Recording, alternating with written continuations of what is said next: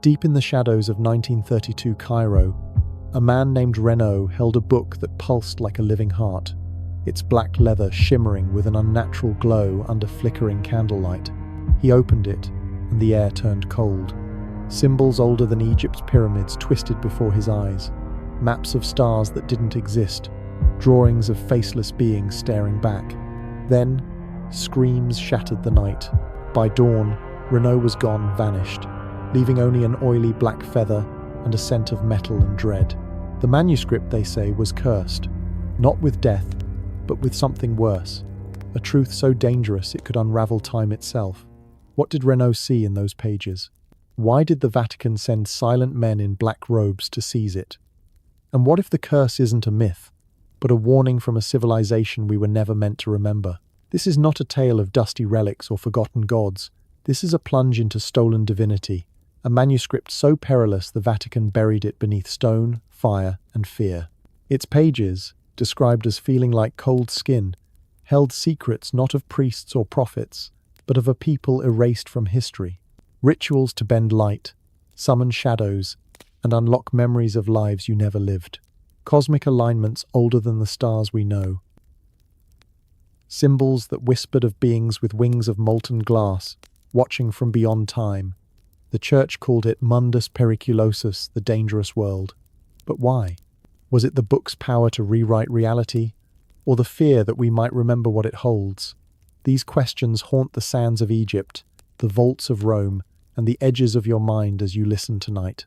The story begins in Cairo's crowded alleys, where whispers spread like desert winds in 1932. A collector, Renaud, bought the manuscript from a figure known only as the Keeper, a man whose face no one could recall. No names were exchanged, no papers signed, just a cloth-wrapped book passed in silence. Renaud took it to his flat by the Nile, lit a single candle, and opened the cover.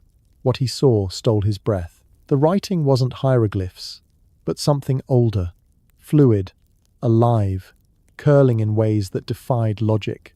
Drawings of star maps showed skies unknown to astronomers. Figures without faces stood in circles, their margins filled with eyes that seemed to follow his gaze.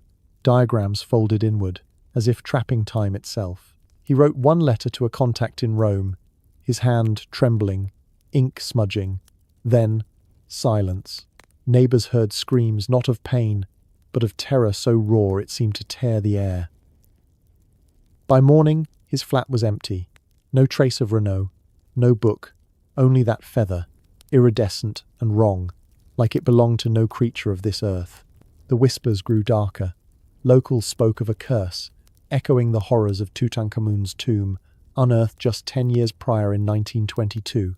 That discovery, led by Howard Carter, had sparked global awe, but left a trail of death. Lord Carnarvon, the expedition's patron, fell to a mysterious infection, his final days haunted by fevered murmurs of shadows. Some said it was a mosquito bite. Others whispered of the pharaoh's wrath, inscribed on the tomb, "Death shall come on swift wings to him who disturbs the king's peace." Carter's canary, devoured by a cobra symbol of royal protection, added fuel to the legend. Sir Archibald Douglas Reed, who x-rayed the mummy, collapsed soon after, his death unexplained. Richard Bethel, Carnarvon's secretary, was found smothered in his London bed. No signs of struggle, only rumours of occult forces tied to figures like Aleister Crowley, whose Egyptian rituals mirrored forbidden knowledge. This manuscript carried a similar shadow. Witnesses near Renaud's flat reported faceless apparitions gliding through alleys, their presence chilling the air like a Nile flood indoors. A servant swore she heard chants in a tongue no scholar could name, echoing from the walls. These phenomena weren't new. Vatican exorcism logs, hidden from public view, describe artifacts triggering poltergeist activity, objects shifting, voices cursing in lost dialects, figures with elongated skulls like those in ancient Egyptian art. Were these spirits of the Ka, the soul's double, guarding sacred relics? Or something older, tied to beings depicted in hieroglyphs, entities with radiant eyes and forms not quite human? The curse's roots stretch deeper. In 1923, Vatican records note a poltergeist in a Rome vault, hurling Egyptian relics during an attempt to catalogue Tutankhamun-inspired artifacts. The church's Gregorian Egyptian Museum holds mummies and obelisks, some say collected to bury truths. The obelisk in St. Peter's Square, moved from Egypt in 37 Anno Domini, bears pagan inscriptions, yet stands as a Christian symbol. Conspiracy theorists claim it channels energy, sickening those who linger too long. Did the manuscript hold similar power? Renault's letter hinted at a plague ritual within its pages, a bioweapon from Nile flora, capable of striking down intruders like the biblical plagues. Some link this to the Black Death, when Egyptian relics allegedly brought pestilence to Europe, a curse engineered by priests who served not gods, but forces beyond. 10 years after Renault's vanishing, the manuscript resurfaced in a southern Egyptian monastery, hidden beneath cracked tiles in a box sealed with wax, etched in Greek, Latin, and an unknown script. The monks, silent and pale, sent word to the Vatican, not local authorities. 2 men in black robes arrived, carrying no identification. The book was taken, the head monk vanished, and the air grew heavy with candle smoke and a metallic tang. Cairo buzzed with tales. A merchant who glimpsed the book blistered as if burned, his illness defying doctors. Was this a natural toxin, like Aspergillus flavus from sealed tombs, or a Vatican silencing, using poisons from suppressed texts? Conspiracy runs rampant. Some say the Vatican hides evidence of extraterrestrial contact in Egyptian hieroglyphs, elongated figures descending from stars, etched in temples. In 1947, Roswell's debris reportedly bore similar symbols, with Vatican consultants called to classify them. Others point to fake mummies in the church's collections, crafted during the 19th century mummy mania, when unwrappings led to mysterious ailments, perhaps arsenic poisoning, or curses woven into the wrappings. The manuscript's curse, then, wasn't mere legend. It was a force that claimed Renault, the keeper, the monk, leaving feathers and shadows as warnings. But what truth was so dangerous? Did the book reveal alien origins of pharaohs, as some hieroglyphs suggest, with elongated skulls hinting at hybrid beings? Or was it a map to forbidden knowledge, rituals to awaken memories the church feared? Time slips near Egyptian tombs, where excavators relive ancient rites, echo Vatican reports of crypt hauntings. Apparitions, faceless and watchful, mirror entities battled in exorcisms, their forms tied to gods who walked before history. The manuscript's power wasn't in its words, but in what it remembered a civilization erased, a light stolen, a truth that could shatter the world's timeline. As the desert winds howl, one question lingers. Who controls what we remember? The Vatican's silent agents, the book's ghostly guardians, or something older, waiting for us to look again? Good evening, dear listeners of Mystery History for Sleep. This is Mr. H, guiding you through shadows where history hides its secrets. If these whispers stir your dreams, join us deeper into the unknown, subscribe, and tap the bell to never miss a tale. Sleep well, but beware. Some truths refuse to stay buried. As the echoes of Renault's screams faded into the Nile's murmur, the manuscript itself began to reveal its true, otherworldly nature, a relic that seemed forged not on Earth but in some distant, unfathomable realm. Imagine holding something that defies every sense, pages cool to the touch, yet radiating an inner warmth, as if blood coursed beneath their surface, bound in leather that absorbed light rather than reflecting it, turning shadows into voids. This was no ordinary tome. Its symbols did not sit static on the parchment. They shifted subtly, like living entities adapting to the reader's gaze, curving in directions that mocked geometry, some spiraling inward, as if pulling the eye into infinite depths. Were these mere ink strokes, or something more, a language from beyond our stars, inscribed by hands that knew secrets the human mind was never designed to comprehend? Scholars who later glimpsed fragments described a sensation of vertigo, as if the book warped the very air around it, creating optical illusions where straight lines bent and colours bled into hues unknown to the spectrum. One Vatican archivist, in a confidential memo leaked decades later, confessed to seeing the margins come alive, with tiny, flickering eyes not drawn, but emerging like projections from another dimension. These were not artistic flourishes. They watched, unblinking, as if judging the worthiness of the observer. The immediate peril was palpable. Touch it, and a chill would seep into your bones, not from cold, but from an energy that drained vitality, leaving fingers numb and minds foggy with half-formed visions. This alien appearance evoked immediate comparisons to the Voynich manuscript, that enigmatic codex discovered in 1912 by Wilfrid Voynich in an Italian villa, now housed in Yale's Beinecke Library but rumoured to have passed through Vatican hands during its shadowy history. The Voynich, with its undeciphered script and illustrations of bizarre plants, astronomical diagrams, and nude figures bathing in green pools, has baffled cryptographers for over a century. Experts like those from the University of Arizona dated its parchment to the early 15th century, yet its language resists all translation attempts, from medieval ciphers to artificial intelligence analyses. Conspiracy circles whisper that the Vatican suppressed early studies, fearing it revealed alchemical formulas or extraterrestrial botany plants that do not exist on Earth, with tubular stems and star-shaped blooms echoing descriptions in ancient Sumerian tablets of gardens from the heavens. Could our Egyptian manuscript be a precursor, an even older sibling to the Voynich?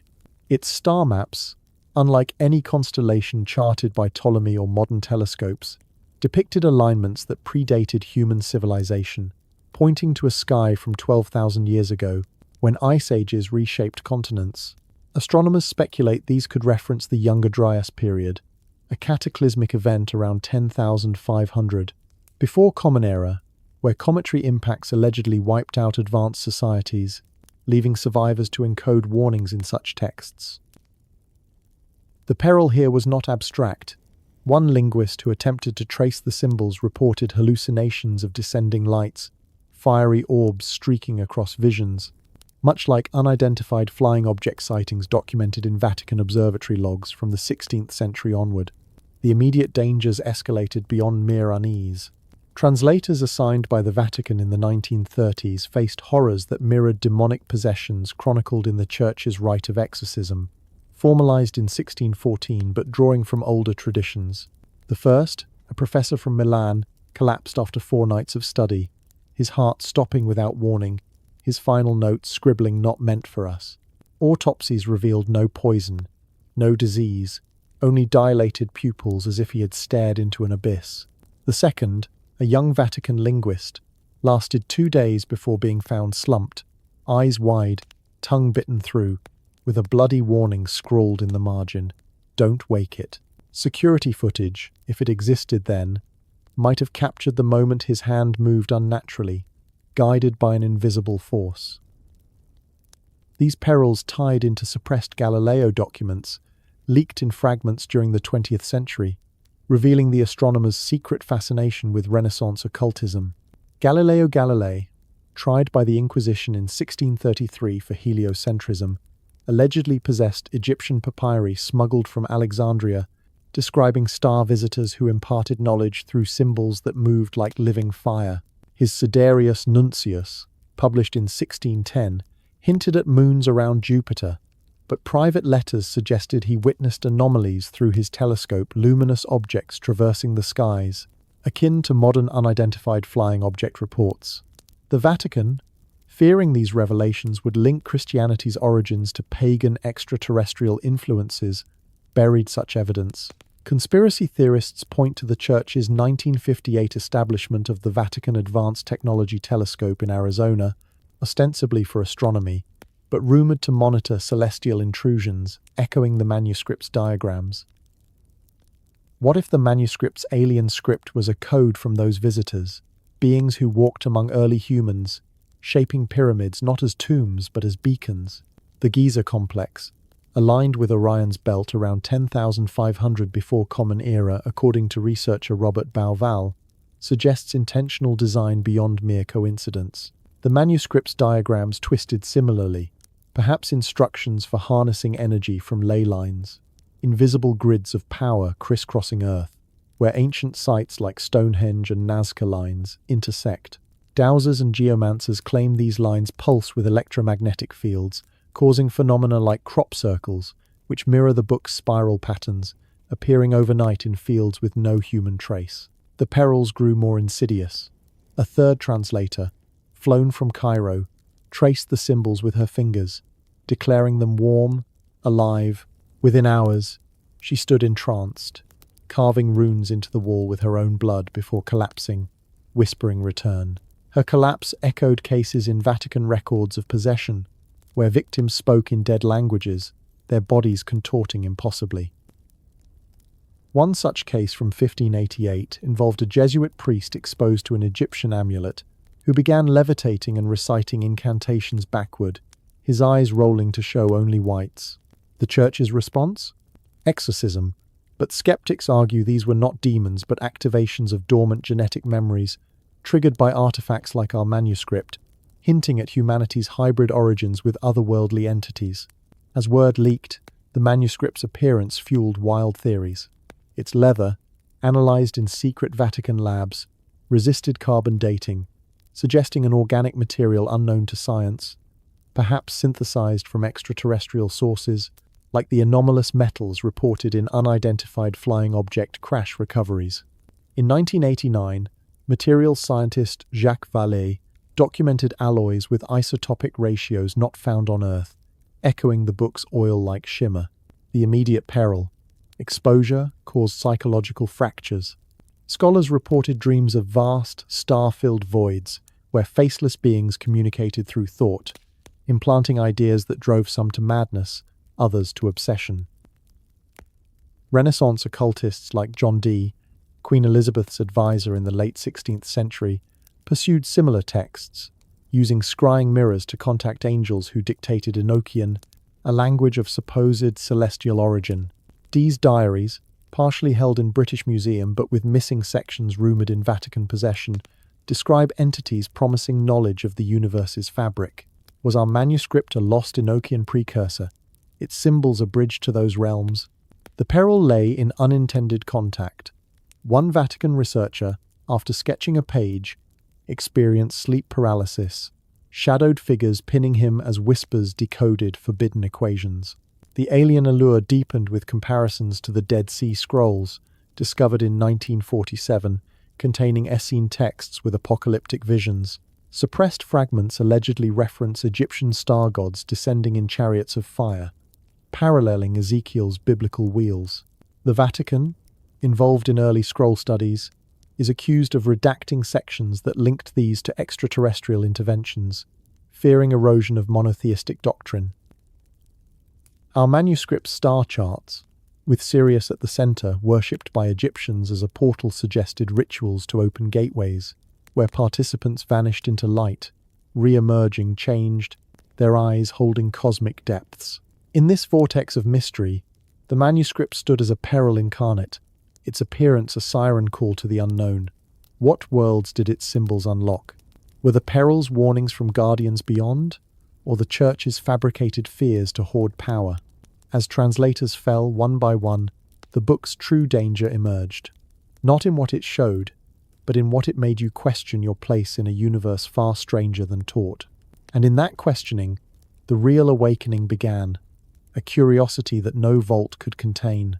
As we ponder these cosmic riddles, dear listeners, where are you tuning in from tonight?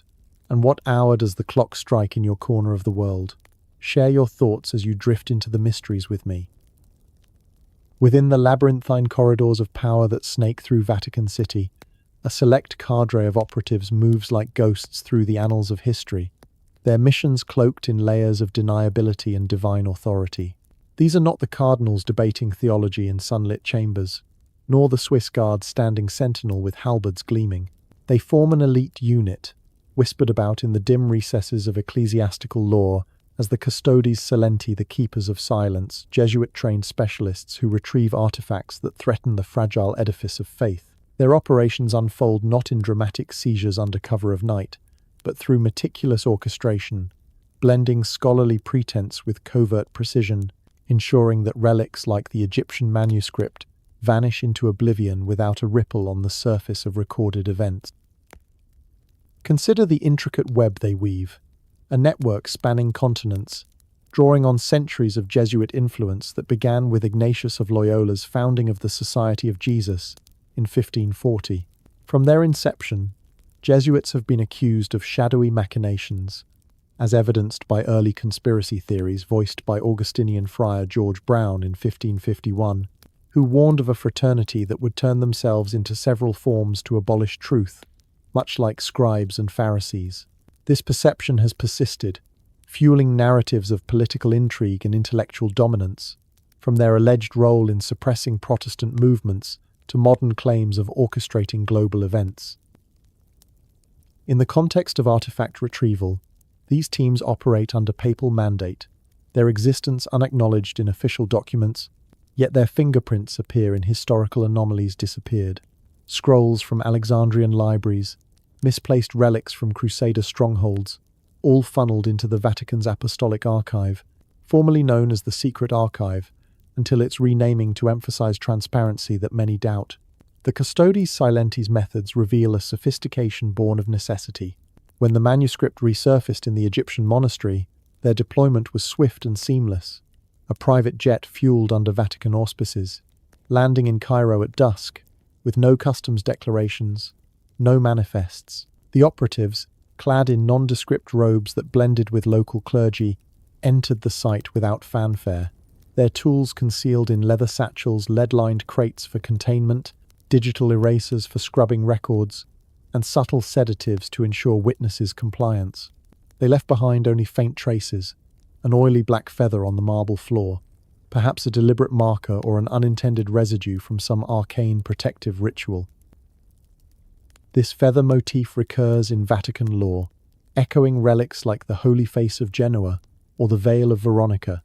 Artifacts claim to bear Christ's likeness, preserved in the Matilda Chapel or St. Peter's Basilica, where inspections in 1907 by Jesuit historian Joseph Wilpert revealed details that sparked debates over authenticity and supernatural properties. What drives such operations? The answer lies in the intersections of power and prohibition, where the Vatican safeguards not just spiritual doctrine but temporal influence. Historical precedents abound. In 1619, Pope Paul V separated the secret archive from the Vatican Library, restricting access to outsiders until Pope Leo XIII's partial opening in the late 19th century. Yet, even then, over 1,000 researchers annually sift through state papers and correspondence, unaware of deeper vaults housing unclassified wonders. Books like David Yallop's In God's Name from 1984 allege financial scandals tied to Pope John Paul I's suspicious death after just 33 days in office, suggesting conspiracies involving Vatican banks and shadowy figures, echoes of which might explain the urgency in retrieving items like the manuscript, potentially containing ciphers for lost treasures or heretical knowledge. Delving further, connections to the Knights Templar add another stratum of intrigue. Dissolved in 1307 by Pope Clement V, under pressure from King Philip IV of France, the Templars amassed vast wealth from crusades, including Egyptian-derived artifacts rumored to include maps to the Holy Grail, encoded in manuscripts blending alchemical symbols with biblical apocrypha. Vatican theorists posit that surviving Templar relics were absorbed into Jesuit holdings, with the Custodes Silenti as modern inheritors, tasked with preventing their exposure. Imagine agents navigating the ruins of Templar commanderies in Cyprus or Portugal, extracting parchments that detail esoteric rites, perhaps instructions for transmuting base metals or communing with ethereal guardians, before sealing them in Vatican bunkers reinforced against both physical and metaphysical threats. Phenomena encountered during these retrievals heighten the enigma. At the Egyptian site, operatives reported temporal distortions, moments where the air thickened, and visions of ancient pharaohs materialized, their voices murmuring incantations in Coptic dialects. These time slips resemble anomalies documented in ley line theories, invisible energy pathways aligning sacred sites from Giza to Avebury, where electromagnetic fluctuations allegedly bend perception. Unlike Bermuda Triangle vanishings, often attributed to magnetic variances or methane eruptions, these Egyptian episodes carried a personal resonance, agents feeling echoes of past lives, as if the manuscript's proximity unlocked latent memories. Vatican internal reports, partially revealed in works like John Cornwell's A Thief in the Night from 1987, debunk some conspiracies but hint at unexplained occurrences during papal investigations, such as objects levitating or whispers emanating from sealed crates. The operations extend beyond mere acquisition into realms of psychological conditioning and emergency protocols. Recruited from Jesuit seminaries, team members undergo rigorous training, mastering dead languages like Aramaic or Proto-Sinaitic scripts, studying psychological resilience against artifact-induced hallucinations, and learning to perform ad hoc exorcisms derived from the Roman ritual of 1614. One unverified account from a defrocked priest describes a retrieval in the 1970s involving a Templar cross unearthed in Jerusalem, which emitted a low-frequency hum causing disorientation. The team countered it with Gregorian chants amplified through hidden devices, stabilizing the anomaly long enough for extraction. Such endeavors raise profound curiosities about the Vatican's broader agenda. Why hoard these items in vaults that span 85 kilometers of shelving, as detailed in PBS interviews with the archives prefect? Documents from Henry VIII's divorce petition in 1530 to Galileo Galilei's heresy trial notes in 1633 illustrate the archive's role in preserving and controlling history. Yet, whispers persist of darker holdings. A sculpture in the Vatican dubbed the Resurrection by some, installed in 1977, depicting Jesus emerging from chaos, but interpreted by conspiracy adherents as a demonic serpent idol, symbolizing hidden satanic influences. Mental Floss articles catalogue 15 such wonders, from Michelangelo's letters to Crusader maps, fueling speculation that the Custodes Silenti protect not just faith, but a narrative shielding humanity from truths too volatile. In the shadows of these missions, ethical dilemmas emerge. Operatives, bound by vows of silence, grapple with the moral weight of erasure, removing artifacts that could rewrite anthropology, such as Egyptian papyri hinting at advanced metallurgy or astronomical precision predating Greek scholars. Ancient Origins publications explore these vaults' contents, suggesting they hold evidence of lost civilizations, from Atlantean echoes to extraterrestrial visitations chronicled in Sumerian cuneiform. The Atlantic's coverage of Pius XII's papacy archives, opened in 2020, promised revelations on World War II collaborations, but left lingering questions about censored files on occult experiments during the era. As operations evolve, incorporating modern technology like drone surveillance over dig sites or AI decryption for resistant scripts, the intrigue intensifies. A leaked memo from the 1990s allegedly details a joint venture with undisclosed governments to retrieve artifacts from conflict zones, blending Vatican diplomacy with intelligence gathering. This mirrors Wikipedia entries on Jesuit conspiracies, where the order is accused of influencing everything from the gunpowder plot of 1605 to contemporary geopolitical shifts, their global network of universities and observatories serving as fronts for information conduits. The Custodes Silenti, then, embody a paradox, guardians of mystery, who perpetuate it through their very existence. Their shadowy operations, from the Egyptian monastery's quiet extraction to hypothetical raids on Templar caches, invite endless speculation. What other relics lie concealed, perhaps the true Ark of the Covenant, or manuscripts detailing Jesus' lost years in Egypt, absorbing mystical traditions? Headout blogs list 15 lesser-known Vatican secrets, from vanished obelisks to underground tunnels, each a thread in this tapestry of concealment. Vocal media's depictions of hidden vaults evoke cinematic wonder, with divine lights illuminating grails amid ancient chalices, blending reverence with the thrill of discovery. In unraveling these layers, one senses the Vatican's dual role, protector and curator of the inexplicable. The public medievalists' guides to accessing the archives demystify some processes, yet emphasize the barriers applications scrutinized, access limited to pre-20th century materials until recent openings. This selective revelation sustains curiosity, ensuring that for every document surfaced, a dozen remain shrouded. As the Keepers of Silence continue their work, the world outside ponders. Are they shielding us from chaos or denying us enlightenment? The operations persist, silent and unyielding, a testament to the enduring allure of the unseen. Beneath the sands of Egypt, where the Nile's whispers merge with the wind's lament, lies a truth older than the pyramids, older than the pharaohs, older than the gods we name in temple carvings. The manuscript, that perilous relic bound in light-devouring leather, does not merely hint at an ancient Egyptian past. It points to a civilization that predates even the earliest dynasties, a people erased from history's ledger by forces determined to rewrite time itself. Its star charts, etched with precision that defies our understanding, map a sky from 10,500, before Common Era, a time when ice still gripped the earth and humanity, we are told, was but a flicker in the dark. Yet, this text suggests otherwise. A society so advanced it conversed with the cosmos, built monuments to mirror the heavens, and left behind knowledge that could shatter our fragile grasp of reality. Why was this civilization buried? Who ensured its memory was lost?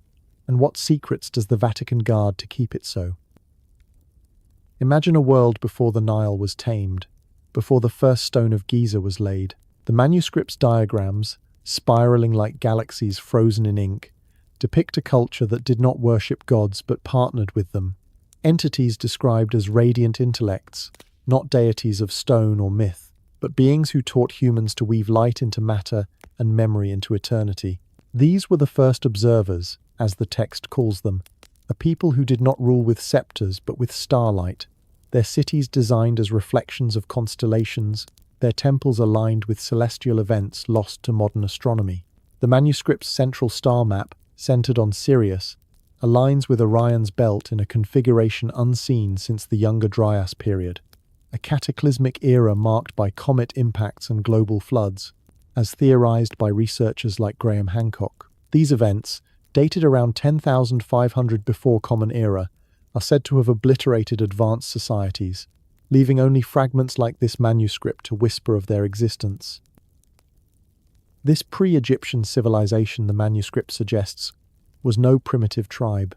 Its script, predating Sumerian cuneiform and Egyptian hieroglyphs, hints at a proto-language that encoded knowledge of mathematics, astronomy, and perhaps even consciousness itself. One page describes a device, a crystalline lattice, not unlike quartz oscillators used in modern technology, that resonated with specific frequencies to open gates of perception. Could this be an early form of quantum engineering, lost when the floods came?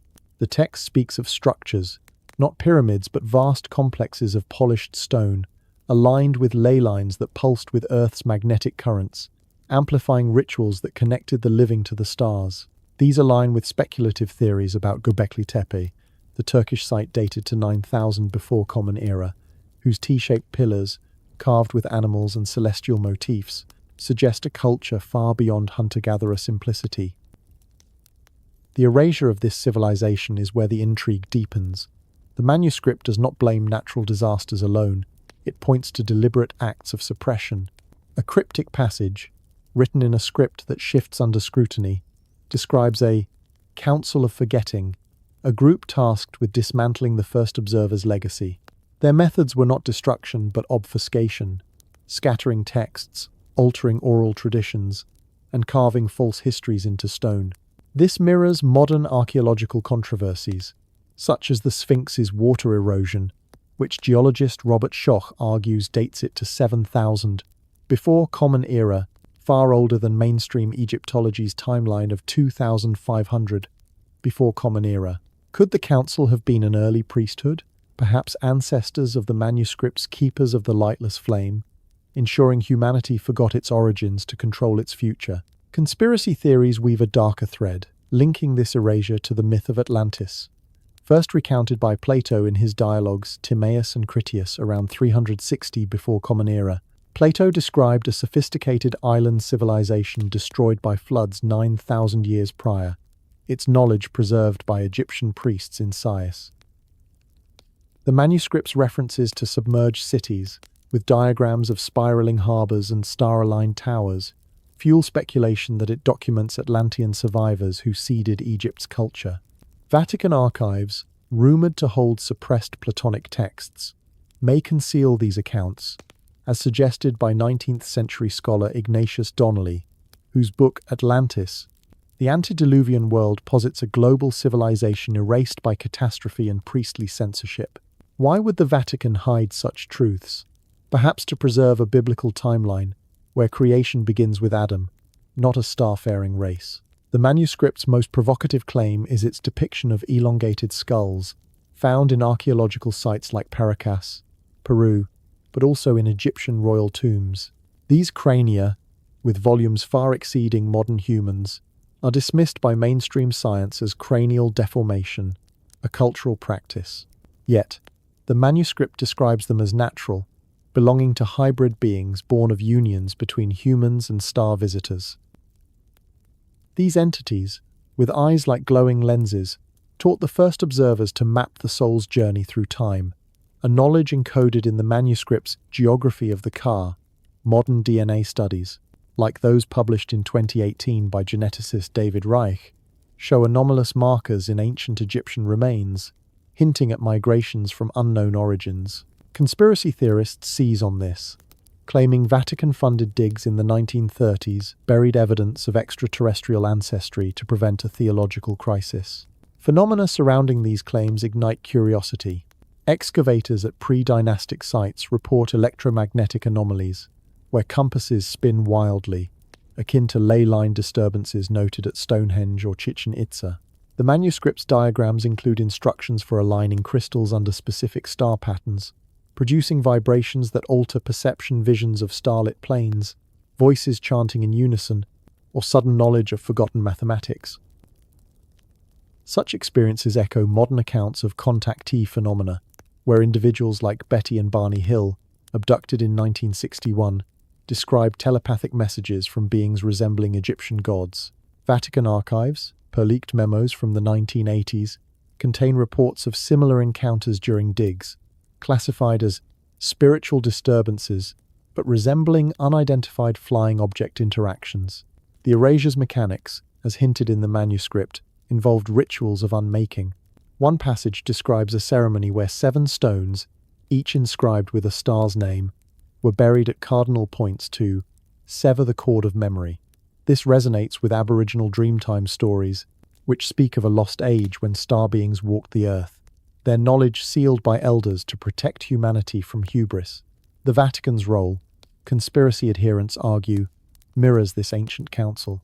During the Council of Nicaea, in 325 Anno Domini, early Christian leaders standardized doctrine, but apocryphal texts like the Book of Enoch, describing watchers descending from the heavens, were suppressed. Were these watchers, the manuscript's star visitors, their legacy buried to enforce a singular god? Archaeological cover-ups add fuel. In 1928, the discovery of the Saqqara Serapeum's granite sarcophagi, massive, precision-cut boxes too large for human remains, puzzled Egyptologists. The manuscript sketches of similar chambers, labeled vessels of the eternal, suggest they housed not bodies but energies, perhaps consciousnesses, preserved through crystalline technology. Vatican agents, present at early 20th century digs, allegedly removed inscriptions linking these to star alignments, as documented in explorer Flinders Petrie's contested journals. The Church's motive? To prevent parallels to Christ's resurrection being drawn from pagan sources, undermining divine exclusivity. As these secrets unfold, the manuscript star charts pose a final riddle. Why do they map a sky from an era before recorded history? Astronomers like John West, studying precession cycles, confirm Orion's alignment with Giza's pyramids at 10,500 before Common Era, suggesting a deliberate cosmic design. The manuscript's rituals, tied to solstices and eclipses, imply this civilization timed their actions to galactic rhythms, perhaps to commune with entities beyond. Modern anomalies, unexplained radio bursts from Sirius, detected by SETI in 2020, echo these rites, raising questions. Were the first observers signaling to their teachers or warning us of their return? In this vanished world, erased by flood, fire, and priestly decree, the manuscript stands as a defiant relic, its pages a testament to a civilization that saw the stars not as distant lights, but as kin. Who were these architects of memory? Why does the Vatican fear their echo? And if their knowledge lives within us, what happens when we begin to recall? The answers lie not in sand or stone, but in the silent spaces where curiosity dares to tread, a realm where history is not fixed, but fluid, waiting for the bold to reclaim its truth. Hidden within the manuscript's labyrinth of symbols lies a realm of rituals so potent they blur the boundaries between flesh and ether, summoning forces that challenge the very fabric of existence. One such ceremony, etched in crimson ink that seems to pulse with its own rhythm, is the invocation of the mirror, a practice where a slab of polished obsidian becomes a gateway not to reflections of the self, but to shadows that dwell beyond perception. Participants, guided by the text's precise directives, would position the mirror in a chamber devoid of light, reciting phrases that twisted the tongue into unfamiliar shapes, drawing forth entities that manifested as wisps of darkness coiling around the edges of vision. What emerges from this rite isn't a mere illusion. Accounts whisper of summoners confronting alternate versions of themselves, fractured echoes carrying warnings from unseen timelines. Could these shadows be guardians of forgotten wisdom, or harbingers of chaos unleashed by meddling in realms meant to stay sealed?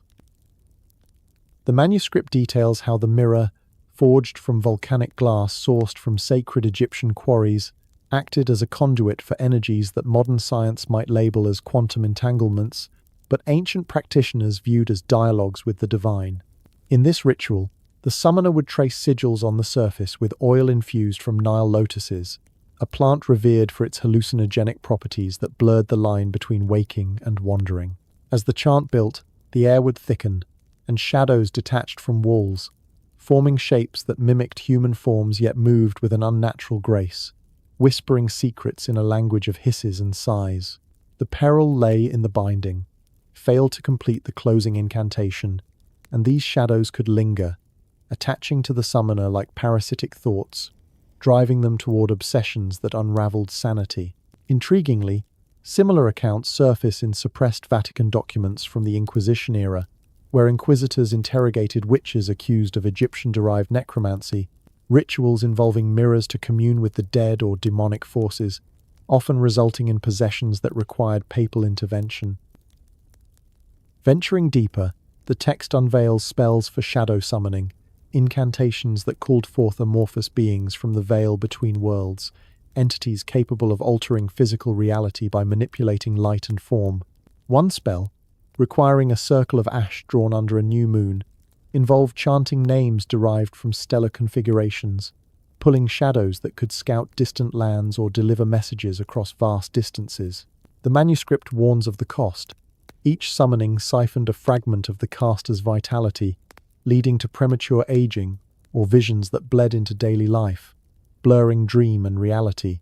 This echoes historical secrets buried in the Vatican's Gregorian Egyptian Museum, founded in 1839 by Pope Gregory XVI, which houses artifacts like mummies and sarcophagi inscribed with spells for soul travel, rituals that some scholars believe were suppressed to prevent the faithful from exploring pagan paths to enlightenment.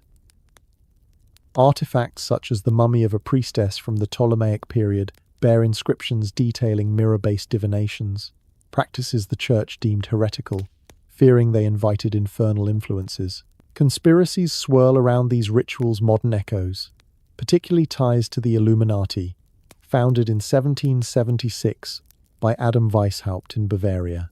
This secretive society, often linked to ancient Egyptian mysticism through symbols like the Eye of Providence borrowed from the Eye of Horus, representing protection and royal power, allegedly adapted these spells for their initiations. The eye, depicted in Egyptian art as a falcon-headed god's watchful gaze, symbolized healing and restoration, but in Illuminati lore, it became an emblem of enlightenment through hidden knowledge. Theories suggest Weishaupt drew from Egyptian grimoires smuggled into Europe during the Renaissance, incorporating mirror rituals to induce visionary states that revealed societal control mechanisms. Vatican infiltration of such groups, as hinted in leaked 18th century correspondence, aimed to subvert these practices, turning them into tools for elite manipulation rather than liberation. What if these spells, once used by Egyptian priests to summon protective shadows against chaos gods like Set, now fuel clandestine networks shaping global events.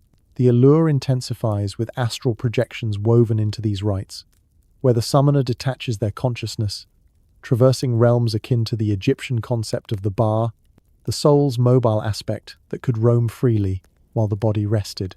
The manuscript outlines a spell, combining mirror gazing with rhythmic breathing and herbal elixirs, propelling the practitioner into ethereal planes populated by luminous beings. These journeys, detailed with maps of astral landscapes mirroring Nile deltas but inverted, allowed glimpses of future events or consultations with ancestral spirits. Ancient Egyptian teachings, as preserved in the Book of the Dead, describe the Ba hovering outside the body during sleep or death, a practice that parallels modern astral projection techniques. Practitioners today report floating above their forms, exploring distant locales, much like Egyptian shamans who used these methods in temple rituals to seek divine counsel from gods like Thoth, the ibis-headed deity of wisdom and magic. Phenomena associated with these rituals spark endless wonder. Participants in shadow summonings often experience synchronicities, events aligning improbably, like dreams foretelling discoveries or objects materializing from thin air. One Vatican-suppressed account from the 17th century describes a Jesuit missionary in Egypt who attempted a mirror ritual, only to summon a shadow that revealed hidden catacombs filled with heretical texts. This ties into broader mysteries, such as UFO abductions, where experiencers recount encounters with beings resembling Egyptian gods, tall figures with elongated heads and radiant eyes, performing examinations that echo ancient initiation rites. In 1961, Betty and Barney Hill's abduction narrative included telepathic communications and star maps, reminiscent of the manuscript's celestial diagrams. Theorists like Erich von Däniken in his 1968 book Chariots of the Gods posit these as modern manifestations of ancient visitations, where Egyptian rituals summoned extraterrestrial entities mistaken for deities. Delving into the Pillars of Forgetting, another forbidden spell, the manuscript instructs on erecting invisible barriers to erase targeted memories, using shadows as erasers that sweep through minds like silent storms. Performed in groups of 7, each participant channeling a pillar of oblivion, this rite could wipe knowledge from individuals or collectives, altering histories on a grand scale. The text cautions against backlash. Shadows might rebel, flooding the caster with unwanted recollections of lost eras. Historical parallels emerge in Vatican trials during the Spanish Inquisition, where accused sorcerers confessed to Egyptian necromancy involving shadow pacts, rituals documented in grimoires like the Picatrix, a medieval Arabic text on talismanic magic influenced by Egyptian sources. These practices, condemned as black magic, were allegedly used by popes like Sylvester II in the 10th century, who studied Arabic sciences and was rumored to commune with shadows for prophetic insights. The Illuminati's alleged borrowing amplifies the conspiracy. Founded amid Enlightenment ideals, the group incorporated Egyptian motifs, such as the pyramid and eye on the United States dollar bill, symbols of hierarchy and oversight. Adam Weishaupt's writings hint at rituals derived from ancient mystery schools, including shadow summonings to bind members' loyalties. Vatican responses, through bulls like Pope Clement XII's In Eminenti Apostolatus in 1738, banning Freemasonry, a cousin to Illuminati structures, aimed to curb these influences, fearing they revived pagan sorcery that challenged ecclesiastical authority. Modern offshoots, like the Ordo Templi Orientis founded by Aleister Crowley in the early 20th century, blended Egyptian magic with astral techniques, performing invocations that summoned entities like Iwas, a being Crowley claimed dictated the Book of the Law in 1904 during a Cairo ritual. Astral phenomena linked to these spells continue to baffle. In ancient Egypt, the Ka, the vital essence, could project alongside the Ba, allowing dual explorations of physical and spiritual realms. Rituals in the pyramid texts, dating to 2400 before Common Era, describe pharaohs ascending to stars via astral means, merging with gods like Osiris. Contemporary experiences mirror this. Practitioners of lucid dreaming or out-of-body techniques report visiting Egyptian temples in ethereal forms, encountering guides resembling Anubis or Isis. UFO abduction lore adds a twist. Abductees like Travis Walton in 1975 described beam transports and examinations by grey-skinned beings, evoking Egyptian mummification rituals where souls were prepared for afterlife journeys. Whitley Strieber's 1987 book Communion details encounters with entities probing memories, akin to shadow summonings, extracting hidden truths. The manuscript's spells for mirror-based divinations extend this, using reflective surfaces to summon advisory shadows that reveal fates or heal afflictions. One variant involves dipping the mirror in Nile water, symbolizing rebirth, while invoking Horus, the falcon god whose eye represented restoration. Failures in these rites led to perils, shadows turning malevolent, possessing the summoner with alien thoughts or inducing paranoia. Vatican exorcisms, as detailed in the Roman Ritual revised in 1999, include protocols for expelling such intrusions, often traced to forbidden Egyptian practices. Historical figures like Pope Sylvester II, accused of sorcery, allegedly used mirrors to foresee invasions, a skill that saved Rome but branded him a necromancer. As conspiracies entwine, the Illuminati's pyramid symbol capped by the eye echoes Egyptian obelisks, phallic emblems of solar power. Theories in books like Manly P. Hall's The Secret Teachings of All Ages from 1928 suggest these rituals preserved Atlantean knowledge, funneled through Egypt to secret societies. Vatican suppression, via the Index Librorum Prohibitorum until 1966, banned texts on such magic, fearing they empowered elites outside church control. Modern UFO sightings over Egyptian sites, like the 1994 Giza orbs captured on video, suggest lingering energies from ancient summonings, where shadows manifest as lights dancing across sands. These forbidden rituals, then, are portals to enigmas, spells that summon shadows to guard or destroy, mirrors that unveil hidden selves, projections that traverse stars. What forgotten powers do they hold? Do Illuminati heirs still enact them in hidden chambers shaping destinies? And if UFO abductions are echoes of Egyptian soul flights, what beings await in the astral haze? The manuscript beckons with promises of revelation, yet warns of the abyss, a dance with darkness, where curiosity might summon more than shadows, but the very essence of the unknown. As we linger in this twilight of mystery, dear listeners, if these secrets spark your curiosity, consider subscribing to Mystery History for Sleep and tapping the bell to join us for more whispers from the past whenever you're ready to dive deeper. Shrouded in the mists of antiquity, where the boundaries of myth dissolve into the tangible echoes of power, the manuscript unveils a cadre of guardians whose existence defies the annals of known history. The keepers of the lightless flame, a priesthood so elusive that even the pharaohs trembled at their mention. These were not the ostentatious clerics of Thebes or Memphis, adorned in gold and linen, presiding over public spectacles of devotion. Instead, they operated in the unseen crevices of existence, a clandestine order, predating the unification of Upper and Lower Egypt, around 3100 before Common Era. Their rituals conducted in utter darkness, illuminated only by a flame that cast no light, a paradoxical fire born of sound and will rather than fuel. The manuscript portrays them as stewards of a primordial force, neither benevolent nor malevolent, but raw and indifferent, capable of folding dimensions or erasing epochs with a single whispered syllable. Who were these enigmatic figures, trained from infancy in silence, their eyes bandaged until they could see symbols without sight? And what cosmic entities did they serve?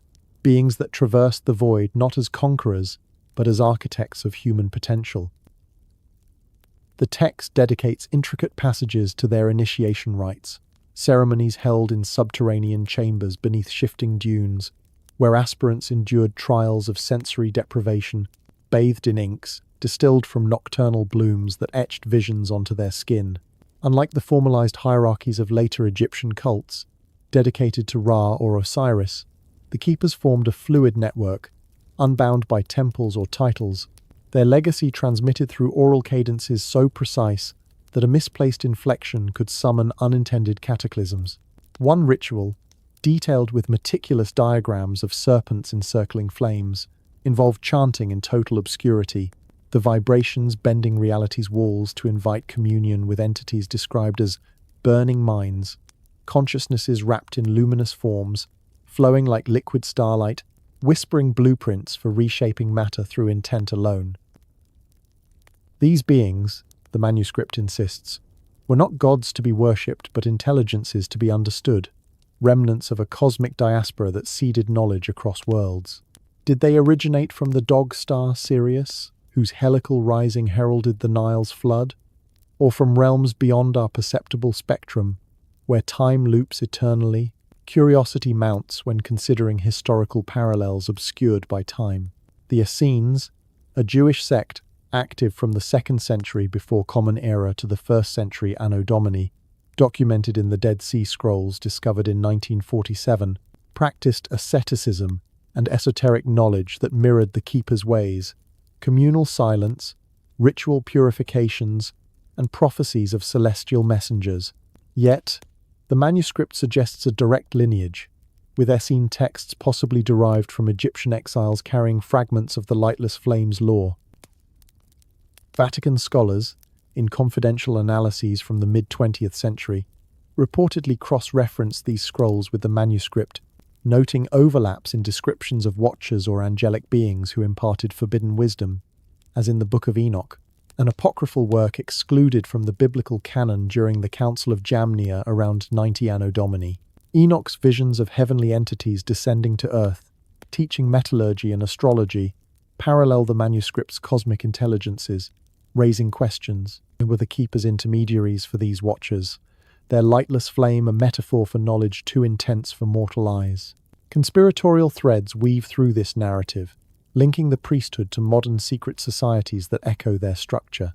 The Rosicrucians, emerging in the early 17th century with manifestos like the Fama Fraternitatis in 1614, claimed descent from ancient Egyptian mystics, promising enlightenment through invisible colleges of adepts. Their symbol, the Rose Cross, blends Christian and alchemical motifs but conceals Egyptian influences, such as the Ankh fused with solar emblems. Theorists speculate Vatican suppression of Rosicrucian texts stemmed from fears they revived the Keeper's cosmic communions, rituals that allegedly allowed members to contact entities through meditative trances, receiving insights into universal laws. In 1904, the Hermetic Order of the Golden Dawn, founded by William Wynne Westcott and others, incorporated Egyptian deities into their workings, summoning shadows of Horus or Thoth practices that Crowley later amplified in his Thelema philosophy.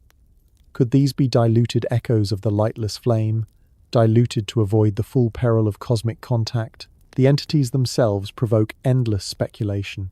The manuscript illustrates them as wings of molten glass, shifting forms that emit light without heat, communicating through resonances that imprint directly on the mind. This evokes modern accounts of ultra-terrestrials, beings hypothesized by ufologists like Jacques Vallée in his 1979 book Messengers of Deception, who argue that unidentified flying object phenomena are not extraterrestrial but interdimensional, manifesting as folklore's fairies or angels. Vallée's Passport to Magonia from 1969 catalogues historical encounters resembling the manuscript's descriptions, luminous figures in medieval chronicles or Native American star people legends. In Egyptian context, these could be the Netjeru, divine principles rather than anthropomorphic gods.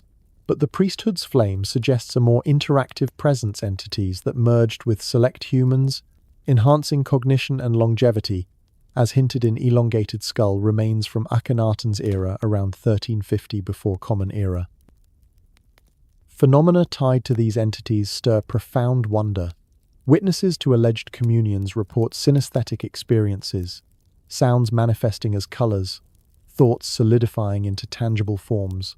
The manuscript's rituals for invocation involved aligning with lunar eclipses, when veils thinned, allowing entities to step through as holographic projections.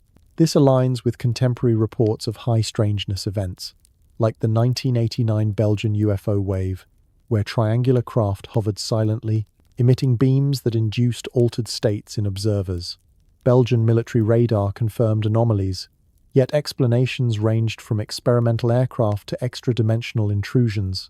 Vatican astronomers, through the Spicola Vaticana established in 1891, have monitored such phenomena, with unconfirmed leaks suggesting they classify them as celestial intelligences akin to biblical angels, but rooted in Egyptian lore. Delving into the priesthoods' legacy, the manuscript reveals their migration underground after Egypt's conquests, from Persian invasions in 525 before Common Era to Roman integration. They dispersed into catacombs, preserving the flame through encoded artifacts, scarabs etched with microsymbols, staffs spiraling into infinity. One passage describes a chamber beneath a ruined temple, walls painted black, bones arranged in spirals evoking galactic arms, a single marking of a flame encircled by pupilless eyes. This evokes the hypogeum of Falsaflieni in Malta, a prehistoric underground complex from 3000 before Common Era, where acoustic resonances amplify voices into hallucinatory echoes, perhaps designed for entity contact. Archaeologists in 1908 discovered elongated skulls there, fueling theories of shared pre-Egyptian origins with the keepers. Conspiracies deepen with Vatican connections. The Society of Jesus, founded in 1540, is accused of absorbing keeper remnants during missionary expansions, their global observatories like the one in Castel Gandolfo monitoring cosmic signals that might herald entity returns. In 1950, Pope Pius XII's Humani Generis encyclical addressed evolution but sidestepped extraterrestrial life. While insider whispers claim Vatican theologians debate baptizing aliens, drawing from Thomas Aquinas' 13th century Summa Theologica, which pondered intelligent beings beyond Earth. The manuscript's entities, merging with humans, suggest a theological bombshell: divinity as collaborative evolution, not singular creation. The flame's nature intrigues further: a fire without consumption, vision without light, perhaps a metaphor for zero-point energy, the quantum vacuum's infinite potential. Rituals to sustain it involved birth-trained adepts, raised in isolation, their minds attuned to frequencies that bridge dimensions. Modern parallels emerge in remote viewing programs like the United States' Stargate project from 1978 to 1995, where psychics viewed distant targets, techniques echoing keeper meditations. Declassified documents reveal successes in locating Soviet submarines, but failures induced entity contacts, shadowy figures imparting warnings, much like the manuscript's burning minds. As enigmas accumulate, the priesthood's survival raises questions. Do they persist today, disguised in academic robes or corporate boardrooms, guarding the flame against misuse? Reports of secretive groups like the Priory of Sion, alleged guardians of Merovingian bloodlines with Egyptian ties, suggest yes. Dan Brown's 2003 novel The Da Vinci Code popularized this, but roots trace to Pierre Plantard's 1960 hoaxes, blending fact and fiction. Yet, the manuscript's authenticity implies deeper truths: cosmic entities, influencing history through hidden channels, their priesthood, a conduit for evolution or control. The entity's motives tantalize. Did they gift knowledge to uplift, or experiment on humanity as a cosmic laboratory? The manuscript's red-inked warnings hint at the latter, describing mergers that drove some mad, others to godlike status. Akhenaten's monotheistic revolution, introducing Aten as a singular sun disk, might stem from such contact. His elongated skull, family portraits suggesting genetic anomalies. DNA analyses in 2010 on Tutankhamun's mummy revealed malaria and deformities, but anomalies persist, fueling hybrid theories. Phenomena continue to manifest. In August 2023, astronomers detected fast radio bursts from a galaxy 2 billion light-years away, patterns echoing the manuscript's chant rhythms. SETI researchers ponder intelligent origins, while Vatican radio telescopes scan silently. Entity sightings in meditation retreats, luminous forms guiding practitioners mirror keeper experiences, raising, are we approaching a convergence, where the flame reignites? These hidden priesthoods and cosmic entities embody the ultimate curiosity, intermediaries between stars and souls, their flame a bridge to infinities. What messages do they carry? Why the secrecy? And if we summon them anew, will we ascend or unravel? The manuscript leaves these doors ajar, inviting the mind to wander into the vast unknown, where every shadow holds a star's secret. As we linger on these celestial enigmas, dear listeners, where are you joining me from tonight? And what time glows on your clock as we explore these ancient whispers together? In the quiet recesses of the human psyche, where thoughts flicker like distant stars in an uncharted void, memory emerges not as a passive record but as a formidable force, capable of forging empires or shattering them with a single forgotten whisper. The manuscript, that enigmatic vessel of forbidden lore, elevates memory to a throne of power, portraying it as the ultimate currency in a cosmic economy, where souls are mapped like territories waiting to be conquered or liberated. Through its veiled passages, it reveals techniques for manipulating this essence, erasing traces of inconvenient truths, imprinting false narratives, or charting the soul's hidden pathways to unlock potentials buried beneath layers of oblivion. But what if memory isn't just personal baggage, but a collective weapon wielded by unseen hands throughout history? And if the soul can be mapped, who holds the compass, and what destinations does it conceal? Delve into the manuscript's core revelations, where memory manipulation unfolds as an art form refined over millennia, beginning with subtle incantations that target the mind's fragile architecture.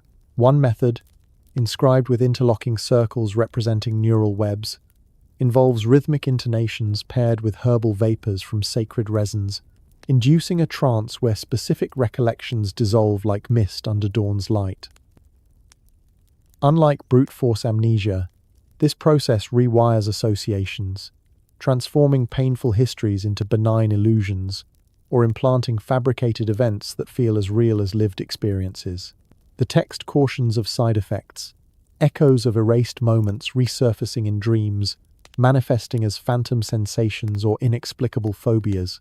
Historical echoes abound in the Vatican's own annals, where Renaissance alchemists like Giordano Bruno, burned at the stake in 1600 for his cosmological heresies, experimented with mnemonic devices drawn from Egyptian sources, techniques for building memory palaces that could store vast knowledge or, inversely, lock away dangerous insights. Bruno's De Umbris Idearum, published in 1582, hints at shadow play for altering perceptions, a practice the Church condemned, fearing it empowered individuals to challenge doctrinal monopolies on truth. This manipulation extends to collective scales, where entire societies could be reshaped through orchestrated forgettings. The manuscript outlines a ritual known as the Veil of Oblivion, performed at equinoxes when earthly energies align with celestial flows, using communal chants to weave a psychic shroud over populations.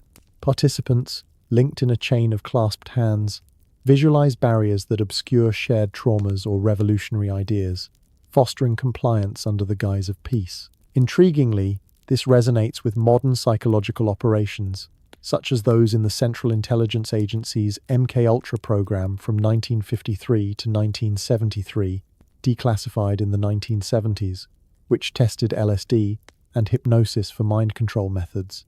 Some theorists trace back to Egyptian papyrus fragments on trance induction, allegedly studied by Vatican scholars during World War II collaborations with Allied intelligence. Documents from the Church Committee hearings in 1975 reveal experiments implanting false memories, echoing the manuscript's warnings of echoed selves, where manipulated individuals question their own sanity. Was the Vatican complicit, using ancient law to advise on containing spiritual threats, or did they suppress these ties to avoid exposing their own historical use of memory alteration in inquisitorial confessions? Shifting focus to the soul's cartography, the manuscript presents the geography of the car as a multi-dimensional blueprint, not a static diagram but a dynamic guide for navigating consciousness beyond physical confines. The car, in Egyptian belief, represented the vital spark animating life, and its map unfolds as a series of interconnected realms, fields of reflection, where echoes of past incarnations converge, rivers flowing backward through time's currents, and halls of mirrors multiplying possibilities into infinity. Unlike linear paths, this geography branches fractally, with each choice point marked by symbols that pulse with personal resonance, uncs for renewal, scarabs for transformation. The text instructs on traversing these via meditative visualizations, breathing patterns synchronized with heartbeat rhythms to propel the car into exploratory voyages. What treasures await in these inner landscapes? Glimpses of alternate lives, untapped talents from ancestral lineages, or warnings from future selves, navigating potential cataclysms. This soul mapping draws parallels to Gnostic traditions suppressed by the early church, such as those in the Nag Hammadi library discovered in 1945 near Chennoboscion, Egypt. These Coptic texts, dating to the 4th century Anno Domini but rooted in earlier esoteric thought, describe the soul's ascent through archonic realms, cosmic gatekeepers that manipulate human perceptions to trap spirits in material cycles. The Gospel of Thomas, one such scroll, speaks of hidden sayings that awaken inner light, much like the manuscript's car journeys, illuminating suppressed memories. Vatican theologians, in councils like Nicaea in 325, branded these as heresy, canonizing only texts aligning with orthodox views of salvation through faith alone, not self-discovery. Conspiracy whispers suggest the Church hoarded Gnostic fragments in their archives, using them to refine exorcism rites that remap possessed souls, expelling intrusive entities by realigning internal geographies. In 1981, the release of some Nag Hammadi translations sparked debates. Were these Egyptian-influenced maps threats to ecclesiastical authority, empowering individuals to bypass priests for direct divine communion? The power of memory manifests in startling phenomena, where manipulated recollections trigger physical anomalies. The manuscript recounts cases of adepts who, after soul mapping, exhibited stigmata-like marks, symbols etched on skin, mirroring car pathways, bleeding during meditative peaks. This parallels documented Vatican miracles, such as the stigmata of St. Francis of Assisi in 1224, wounds replicating Christ's that appeared after visionary encounters. Modern investigations, like those by psychiatrist Ian Stevenson in his 20 case studies of reincarnation from 1966 onward, document children recalling past lives with verifiable details, including birthmarks corresponding to fatal wounds from previous existences. Stevenson's work at the University of Virginia suggests memory transcends death, aligning with the manuscript's car as a persistent navigator. Yet, why do such recalls surface sporadically? Perhaps deliberate manipulations, as in hypnotic regressions where therapists implant false memories, a technique exposed in the 1990s, satanic panic scandals, where recovered memories of ritual abuse were debunked as suggestive artifacts. Intrigue builds with connections to ancient memory arts, like the Greek method of loci used by orators such as Cicero in the 1st century before Common Era, visualizing spatial arrangements to retain speeches, a technique possibly borrowed from Egyptian priests who mapped souls as vast palaces, housing infinite recollections. The manuscript elevates this to metaphysical levels, where soul maps allow downloading knowledge from akashic fields, universal repositories of all events. This concept, popularized by Edgar Cayce in the early 20th century through his Sleeping Prophet readings, described accessing past lives for healing, with over 14,000 transcripts detailing Egyptian incarnations. Cayce's Association for Research and Enlightenment, founded in 1931, preserves these, but critics question if Vatican censors influenced early dismissals, fearing parallels to heretical soul transmigration doctrines condemned in the Fifth Ecumenical Council of 553. Manipulation's darker facets emerge in collective amnesia events, where societies forget pivotal histories.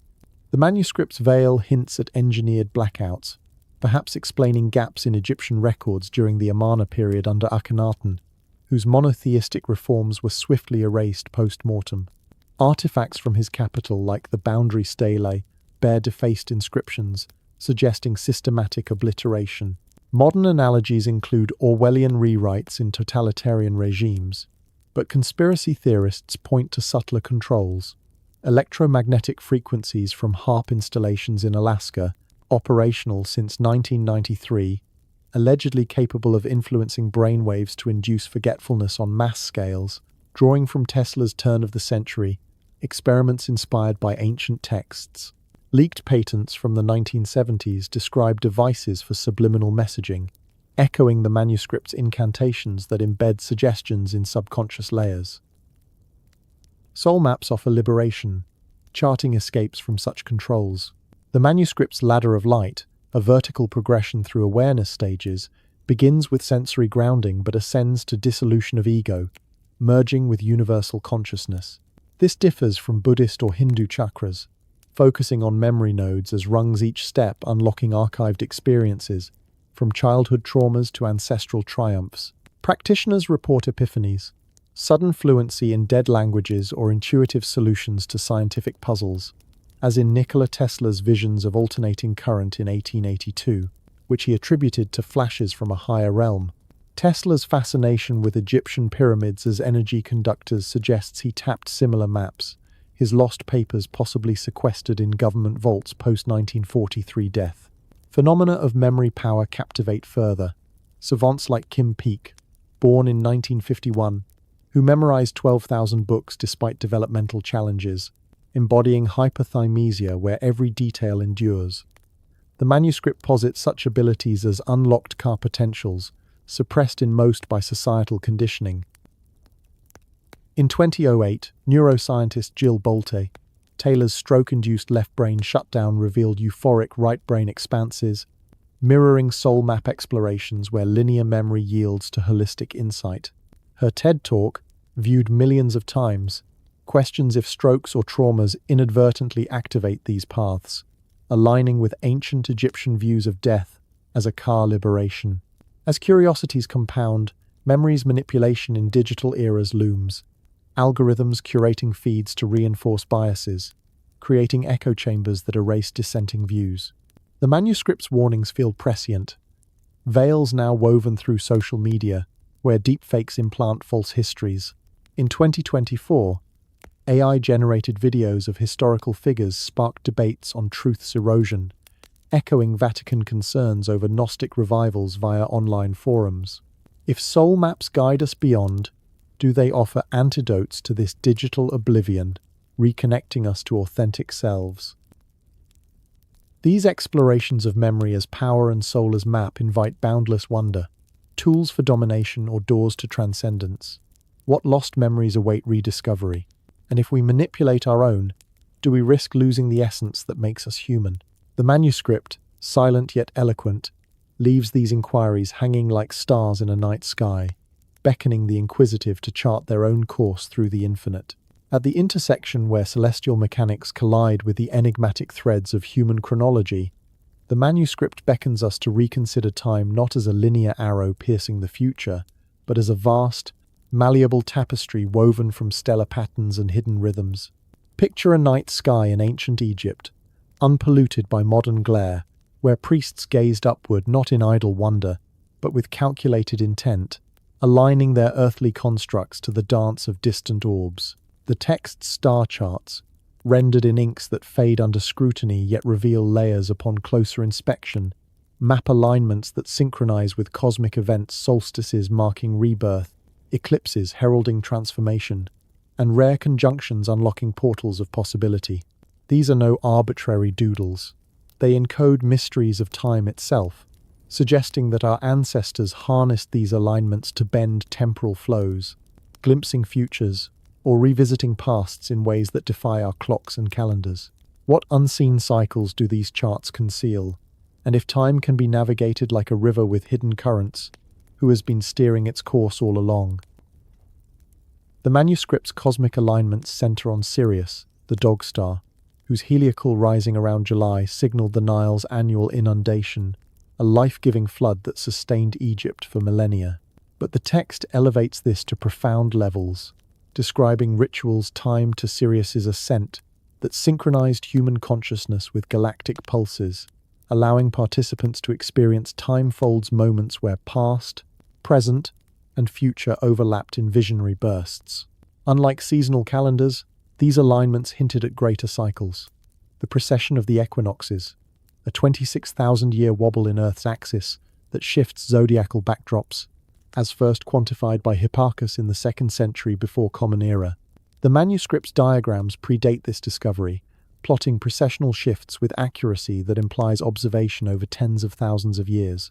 Modern astronomers, using tools like the Hubble Space Telescope launched in 1990, have confirmed such long-term motions, but the text suggests ancient observers used them to anchor time, preventing drifts that could unravel historical continuity.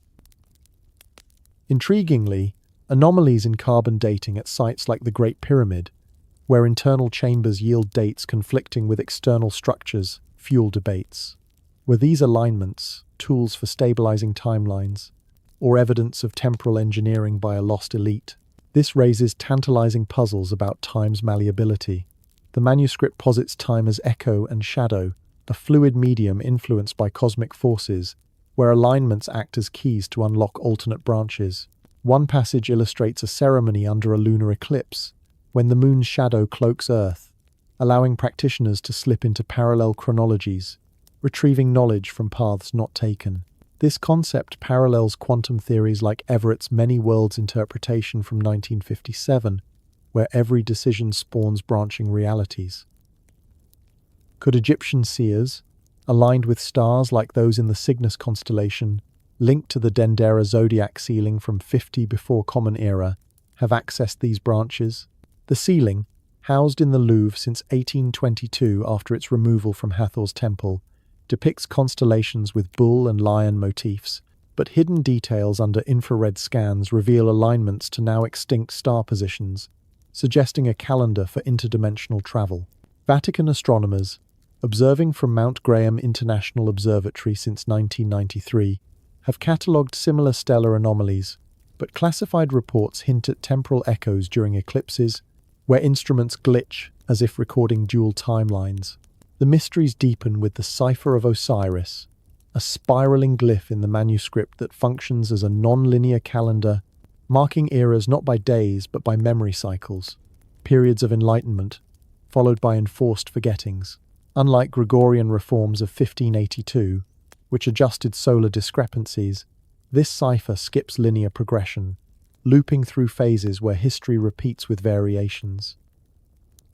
It aligns with volcanic events like the 535 Anno Domini eruption of Ilopango in El Salvador, which triggered a mini ice age and societal collapses, as chronicled in Byzantine records.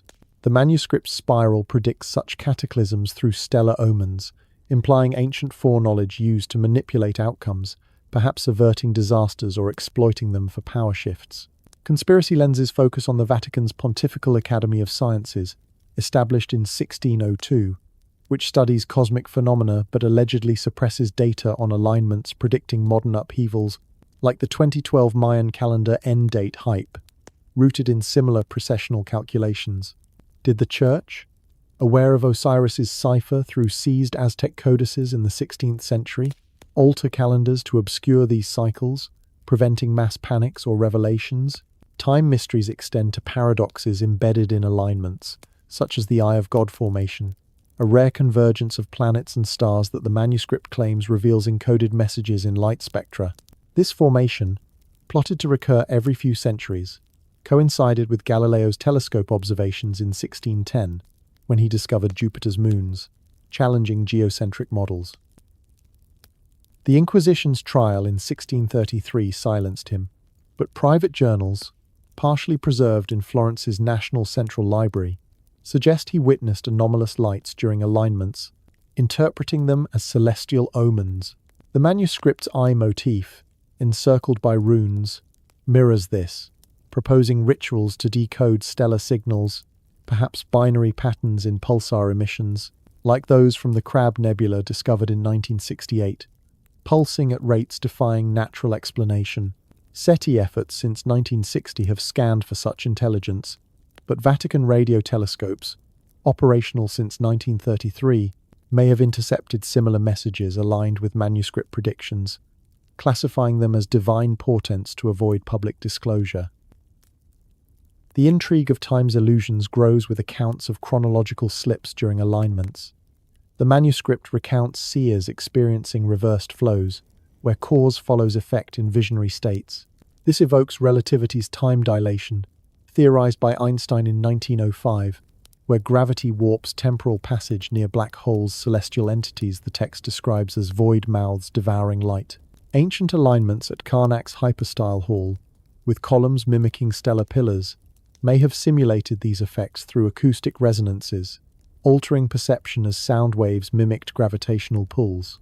In 2004, physicists at the Large Hadron Collider in Geneva simulated mini black holes, reporting fleeting temporal anomalies in data logs, echoes of manuscript rituals. Conspiracy forums buzz with claims that Vatican physicists, collaborating via the Pontifical Academy, suppress findings linking these to Egyptian time maps, fearing revelations of manipulable history. Cosmic alignments also intersect with biological clocks, where the manuscript links stellar cycles to human rhythms, circadian patterns tuned to lunar phases, influencing memory consolidation during sleep. Rituals synchronized with solstices amplified this, enhancing recall or inducing prophetic dreams. Modern chronobiology, pioneered by Franz Halberg in the 1950s, studies these biorhythms, finding correlations with solar flares disrupting sleep cycles. The manuscript cipher predicts flare peaks, suggesting ancient use for strategic advantages, pharaohs timing conquests during heightened intuition periods. In 2023, NASA's Parker Solar Probe detected unprecedented solar activity, aligning with manuscript projections for a great unveiling, where time mysteries surface in collective dreams. Dream researchers like Rosalind Cartwright in her 2010 book The 24-Hour Mind explore memory's role in sleep, but the text implies alignments weaponize this, implanting or extracting knowledge across generations. The Vatican's war on such alignments, exemplified by the Gregorian calendar's introduction to correct equinoctial drifts, may stem from fears of these powers. Pope Gregory XIII's bull in 1582 omitted 10 days, but whispers suggest it erased alignment windows for heretical rites. Historical astronomers like Johannes Kepler, in his 1619 Harmonices Mundi, explored planetary harmonies, echoing manuscript diagrams, but church censors limited dissemination. Kepler's laws of motion, influenced by Pythagorean mysticism, hint at time as harmonic vibration alignments tuning universal symphonies. In 2021, gravitational wave detections from merging black holes by LIGO produced chirps matching these harmonies, raising "Are alignments symphonies conducting time's orchestra?" Mysteries compound with time crystals, theorized by Frank Wilczek in 2012 and realized in labs by 2017, structures repeating in time without energy input, defying entropy. The manuscript spiraling cipher resembles these, suggesting ancient knowledge of perpetual motion in temporal terms. Alignments may have crystallized moments, preserving events in looping echoes. Crop circles, often appearing near ancient sites like Avebury aligned with solstices, display geometric patterns mirroring the text's charts formed overnight with no human trace. As investigated by Colin Andrews in the 1980s, plasma physicist Terence Meaden's theories of vortex energies align with manuscript descriptions of star winds sculpting Earth during cosmic peaks. As alignments unveil time's veils, questions cascade. Do they offer glimpses into multiverses, or traps set by cosmic tricksters? The manuscript's predictions for upcoming events like the 2033 alignment mirroring Galileo's era suggest impending revelations, perhaps entity returns or memory floods. Vatican observatories scan these, but what do they foresee? In this cosmic ballet, time dances to stellar tunes, inviting us to ponder its mysteries, a symphony where every alignment hums with untold stories, waiting for ears attuned to hear.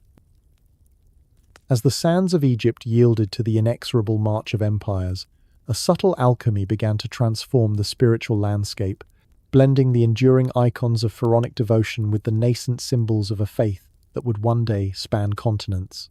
This fusion, often veiled in the mists of theological debate, reveals how Christianity did not simply conquer the Nile's ancient beliefs but absorbed them, reshaping rituals and deities into forms that echoed familiar echoes, while cloaking revolutionary ideas. From the shadowed temples of Isis to the illuminated cathedrals of early Coptic worship, this syncretism wove a tapestry where Egyptian roots nourished Christian branches, raising intriguing questions about intentional borrowing or divine coincidence. How deeply did the cult of the mother goddess Isis influence the veneration of the Virgin Mary, both depicted as nurturing figures cradling divine sons amid trials of persecution? And if such parallels were deliberate, What hidden agendas might early church fathers have pursued in adopting these motifs to ease conversions among the Nile's faithful? The process unfolded gradually, beginning in the Ptolemaic era when Greek rulers, starting with Ptolemy I Soter, around 305 before Common Era, engineered deities like Serapis, a composite god merging the Egyptian Osiris, god of resurrection and the underworld, with the bull god Apis and Greek elements from Zeus and Hades. Serapis, with his serene countenance and cornucopia, symbolized fertility and healing, appealing to Hellenistic subjects while preserving Egyptian essence. This deliberate syncretism, as chronicled in Plutarch's On Isis and Osiris from the 1st century Anno Domini, aimed to unify diverse populations under a single divine banner, much like how Christianity later adapted local customs to facilitate its spread. Temples dedicated to Serapis sprouted across the Mediterranean, from Alexandria to Rome, where his cult endured even as Christianity rose, suggesting a bridge that early Christians crossed rather than demolished. Isis, the devoted wife of Osiris and mother of Horus, exemplifies this blending most vividly. Her worship, which emphasized maternal protection and magical resurrection, reviving Osiris after his dismemberment by Set, spread widely during the Roman Empire, with temples in Pompeii and London bearing her image as a veiled figure nursing Horus. Early Christian iconography of Mary holding the infant Jesus mirrors this pose, down to the throne-like seating and starry mantles symbolizing celestial dominion. Scholars debate whether this was mere artistic coincidence or a strategic appropriation. After all, Isis was invoked as Queen of Heaven and Star of the Sea, titles later ascribed to Mary in the Litany of Loreto from the 16th century. In Coptic Egypt, where Christianity took root shortly after Jesus' death around 30 Anno Domini, hymns to Isis seamlessly transitioned into Marian devotions, with churches built atop her ruined sanctuaries, like the one at Philae where Isis worship persisted until the 6th century. What compelled such overlays? Was it to soothe converts reluctant to abandon familiar protectors, or a deeper recognition that these archetypes tapped universal human longings for redemption and maternal grace? Resurrection themes further entwine the traditions. Osiris's annual cycle of death and rebirth, celebrated in mysteries where initiates symbolically died and rose anew, prefigures Christian baptism and Easter narratives. The manuscript alludes to rites where participants ingested bread and wine representing Osiris's body and blood, evoking the Eucharist instituted at the Last Supper. Early church fathers like Justin Martyr in his first apology from around 155 Anno Domini acknowledged parallels with pagan mysteries, but dismissed them as demonic imitations anticipating Christ.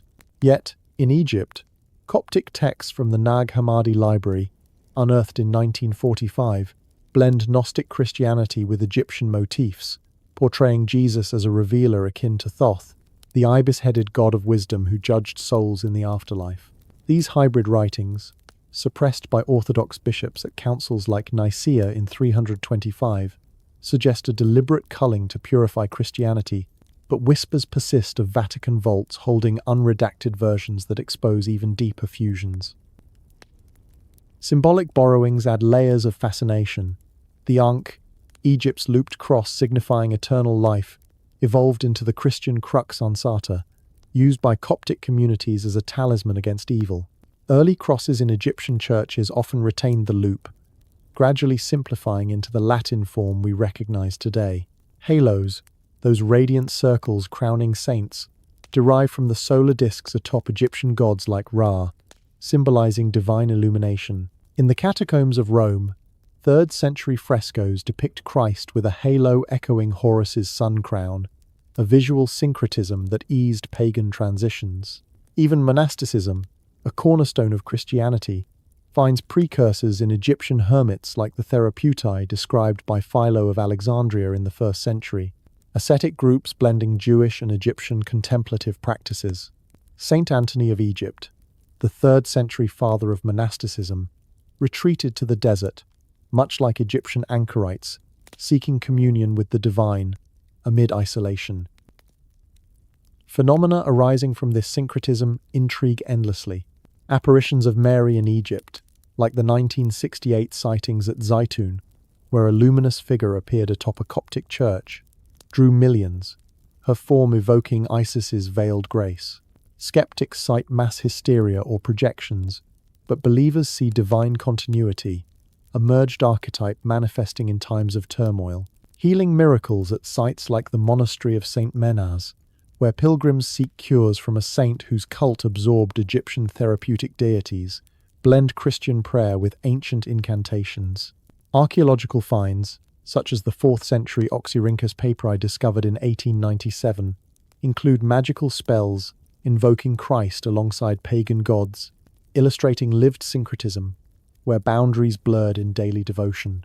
These papyri, housed in institutions like the British Museum, contain invocations for protection that mix Jesus' name with Horus's, suggesting early Christians hedged their spiritual bets. Conspiratorial undercurrents swirl around the Vatican's role in managing this fusion.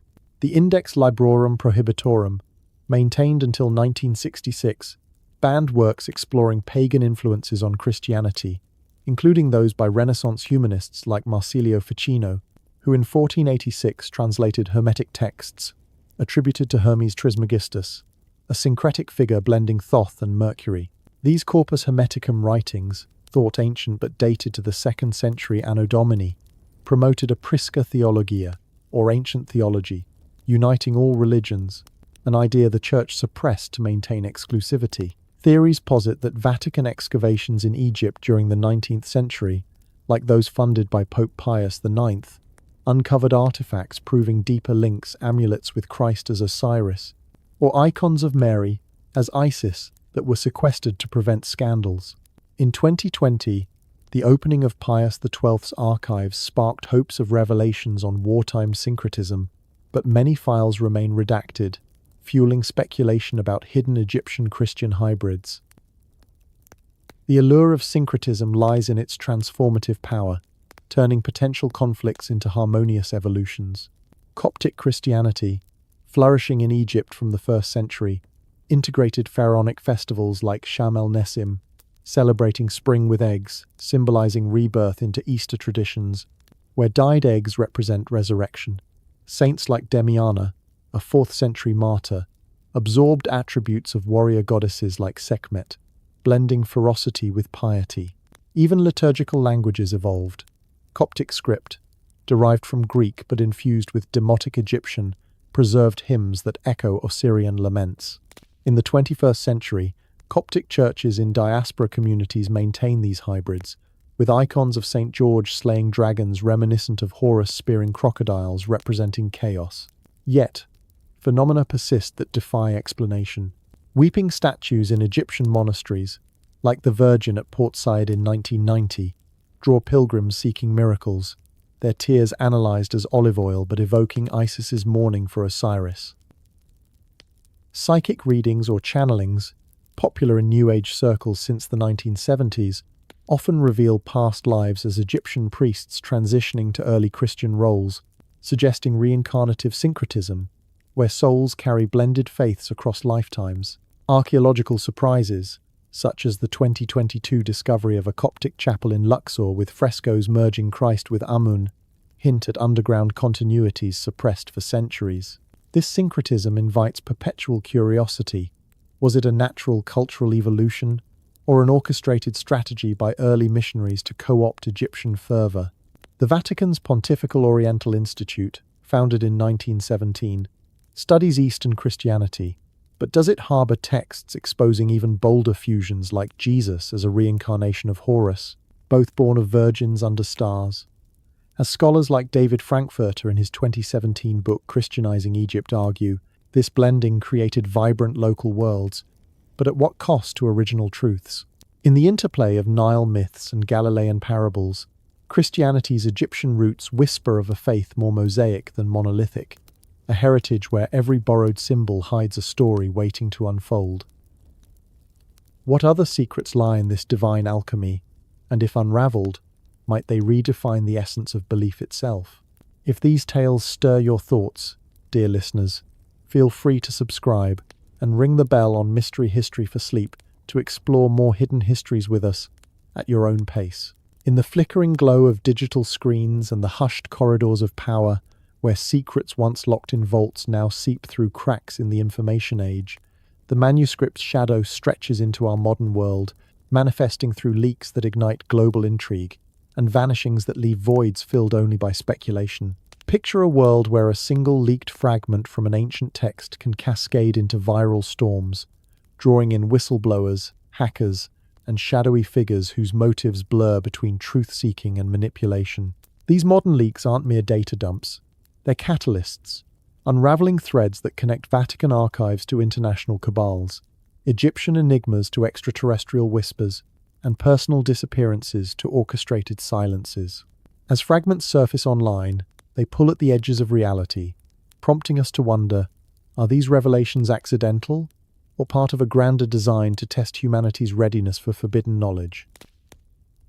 The saga of contemporary disclosures begins in the early 2000s, when WikiLeaks burst onto the scene in 2006, founded by Julian Assange as a platform for anonymous submissions of classified materials. By 2010, their release of United States diplomatic cables included oblique references to Vatican communications, hinting at financial improprieties and covert dealings with global intelligence agencies.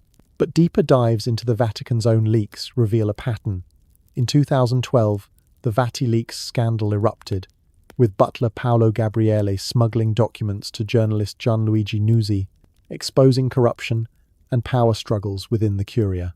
Pope Benedict XVI's resignation in 2013, the first in 600 years, fueled rumours that these leaks touched on more than mismanagement, perhaps suppressed archaeological finds from Egyptian digs, artefacts echoing the manuscript's cosmic symbols, quietly funneled into private collections to avoid doctrinal upheavals. Nuzzi's book, His Holiness, detailed letters alleging money laundering, but redacted sections whispered of esoteric relics that could rewrite sacred history, leaving readers to ponder what papal archives truly conceal. Fast forward to the digital deluge of the 2010s, where platforms like 4chan and Reddit became breeding grounds for anonymous drops. In 2016, a thread on Reddit's Conspiracy subreddit claimed scans of Vatican-stamped papyri surfaced on the dark web, depicting star alignments matching the manuscript's descriptions, alongside notes on interdimensional contacts during Egyptian rituals.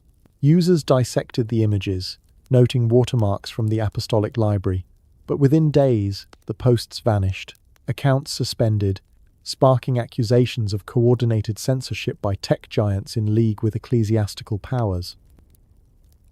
This mirrored the 2018 Cambridge Analytica scandal, where data manipulation influenced elections, but conspiracists linked it to Vatican interests through alleged ties to Opus Dei, a secretive prelature founded in 1928 by José María Escrivá, accused of using psychological profiling rooted in ancient memory techniques to sway global narratives. If the manuscript's soul maps could manipulate recollections, might modern algorithms be their digital descendants, erasing collective awareness of Egyptian Christian syncretism? Disappearances add a chilling layer to these leaks, turning abstract conspiracies into personal tragedies. Consider the case of Emanuela Orlandi, the 15-year-old daughter of a Vatican employee who vanished in 1983 while returning from a music lesson in Rome. Initial investigations pointed to petty crime, but leaks in the 2010s, including anonymous letters to the Vatican, suggested ties to the Banco Ambrosiano scandal, where the Vatican's bank was implicated in money laundering with the mafia and propaganda due. A Masonic lodge dissolved in 1981 amid accusations of plotting a fascist coup. Orlandi's brother Pietro, in interviews as recent as 2023, claimed Vatican officials obstructed justice, hinting her abduction related to archival secrets involving Egyptian artifacts smuggled during the Mussolini era, perhaps manuscripts revealing papal complicity in occult recoveries. In 2019, the Vatican opened family tombs in the Teutonic Cemetery searching for her remains, finding empty graves and bones dating centuries earlier, only deepening the mystery. Was she silenced for stumbling upon documents echoing our manuscript, or a pawn in a larger game of leverage among global elites? Global conspiracies expand this web, intertwining Vatican leaks with extraterrestrial lore and deep state machinations.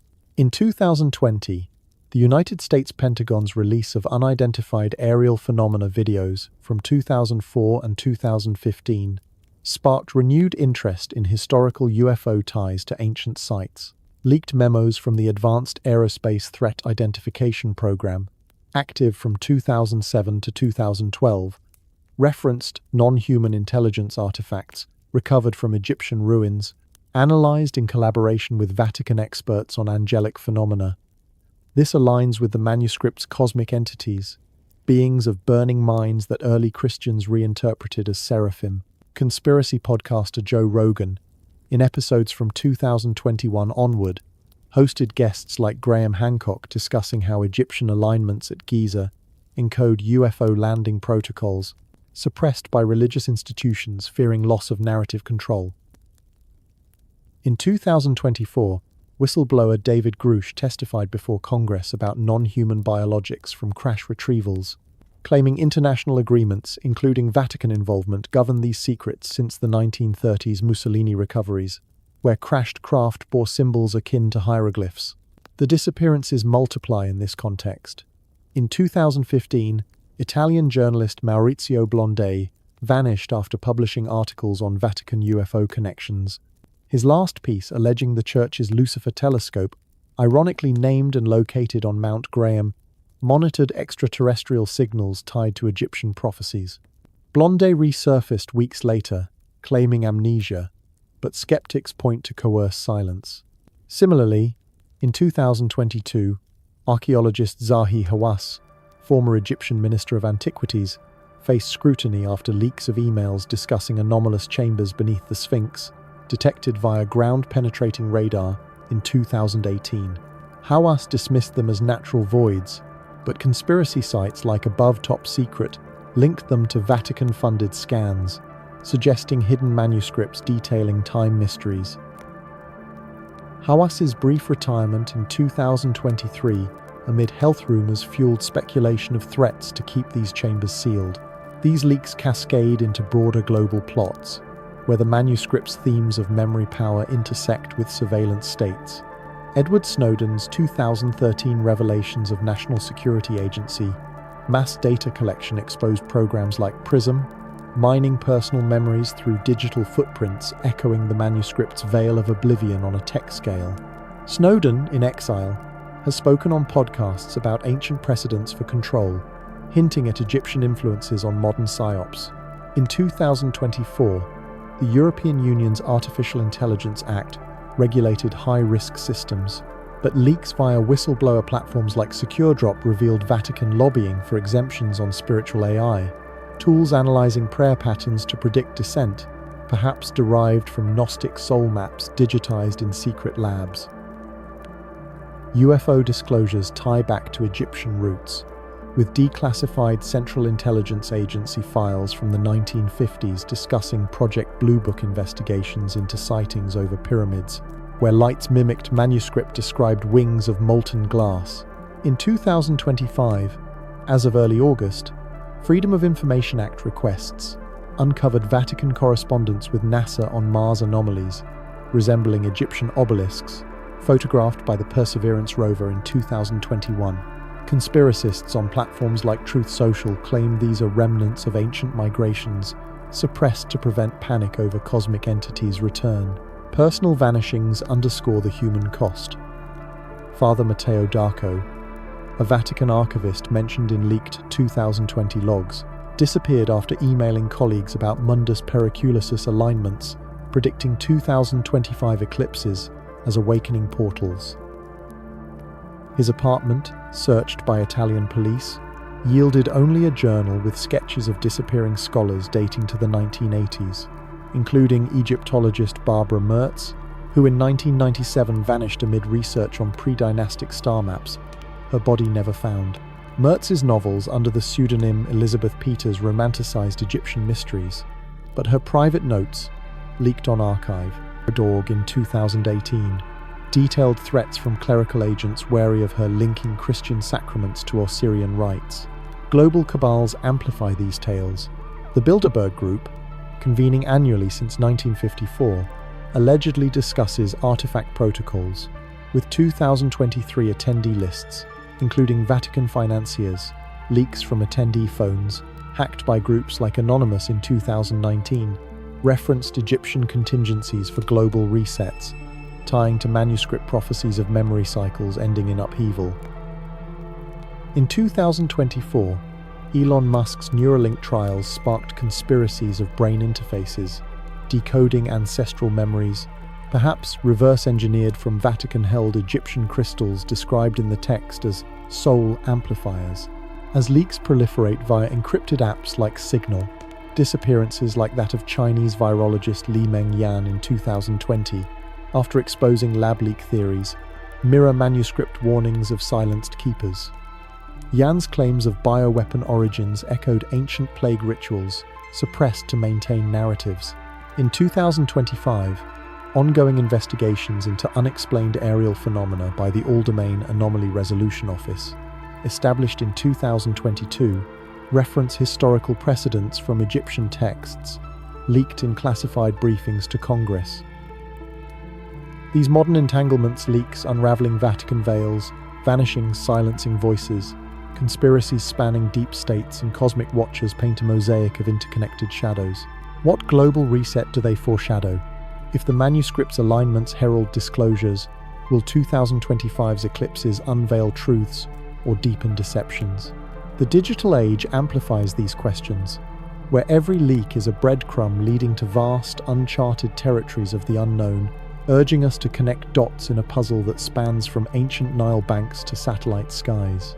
From the veiled chambers where ancient orders guard their enigmas to the star-strewn skies that hide visitors from beyond, the manuscript pulls us into a vortex of interconnected wonders, where UFO encounters intersect with Templar legacies and phenomena that defy earthly laws.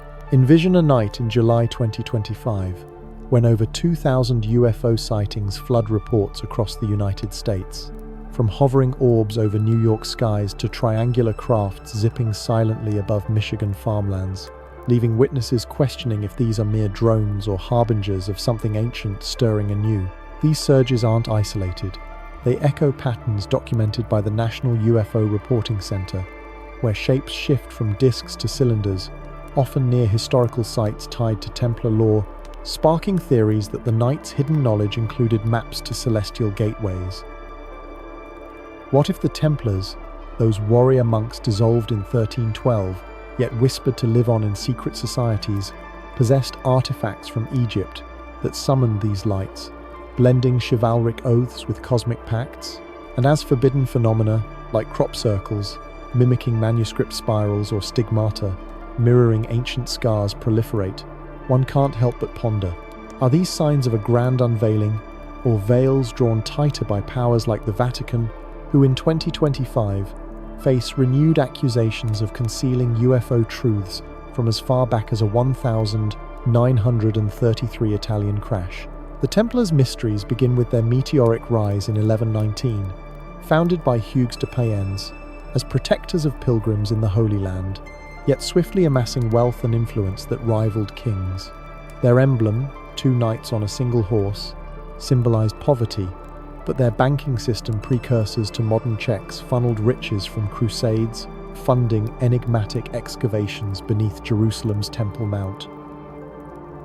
Legends claim they unearthed the Ark of the Covenant or Solomon's treasures, but conspiracy circles in 2025 point to something more extraterrestrial. Relics from Egyptian origins, perhaps star maps akin to the manuscript's Seer, hidden in their commanderies across Europe. Recent documentaries, like Mysteries of the Knights Templar streaming on Gaia since 2024, feature experts like Timothy Hogan exploring Atlantean connections, suggesting Templars guarded UFO-related artifacts from ancient Egypt, blending them with Christian mysticism. In Portugal, the Order of Christ Templar successors after 1319 oversaw explorations like Vasco da Gama's voyages, fueled by maps that some say depicted pre-Columbian Americas with anomalous accuracy, hinting at celestial navigation tools beyond their era. Blogs like The Templar Night in 2025 update followers on fresh theories, including links to Vatican cover-ups of Templar graves yielding elongated skulls, reminiscent of Egyptian hybrids. Could these knights have communed with cosmic entities, their Baphomet idol, a horned figure accused of heresy in their 1307 trials, actually a misrepresented star being from Sirius. As speculated in 2025, X posts tying Vatican UFO secrets to Templar oaths. UFO phenomena weave seamlessly into this, with 2025 marking a surge in disclosures that blur lines between historical mysteries and current skies. The Pentagon's All-Domain Anomaly Resolution Office, established in 2022, ramps up investigations into unidentified aerial phenomena, with whistleblowers like David Grush reiterating claims of non-human craft recoveries, some dating to Mussolini's Italy in 1933, where a saucer-shaped object crashed in Magenta, its debris allegedly shared with the Vatican for analysis. Recent articles in the Daily Mail from April 2025 urge the next pope to reveal these secrets, citing insider Steve Bassett's predictions of imminent truth under a new pontiff, possibly aided by US presidents pushing for transparency. X threads explode with links to 1,933 crashes, Vatican archives holding alien tech, and Templar connections posts from users like at Mario1973p, compiling articles on UFO Vatican ties, including mirror reports of church cover-ups spanning decades. In Georgia alone, over 40 sightings in the first half of 2025 include glowing orbs hovering near Masonic lodges, descendants of Templar influences, prompting locals to question if these are tests of ancient summoning rites revived in modern labs.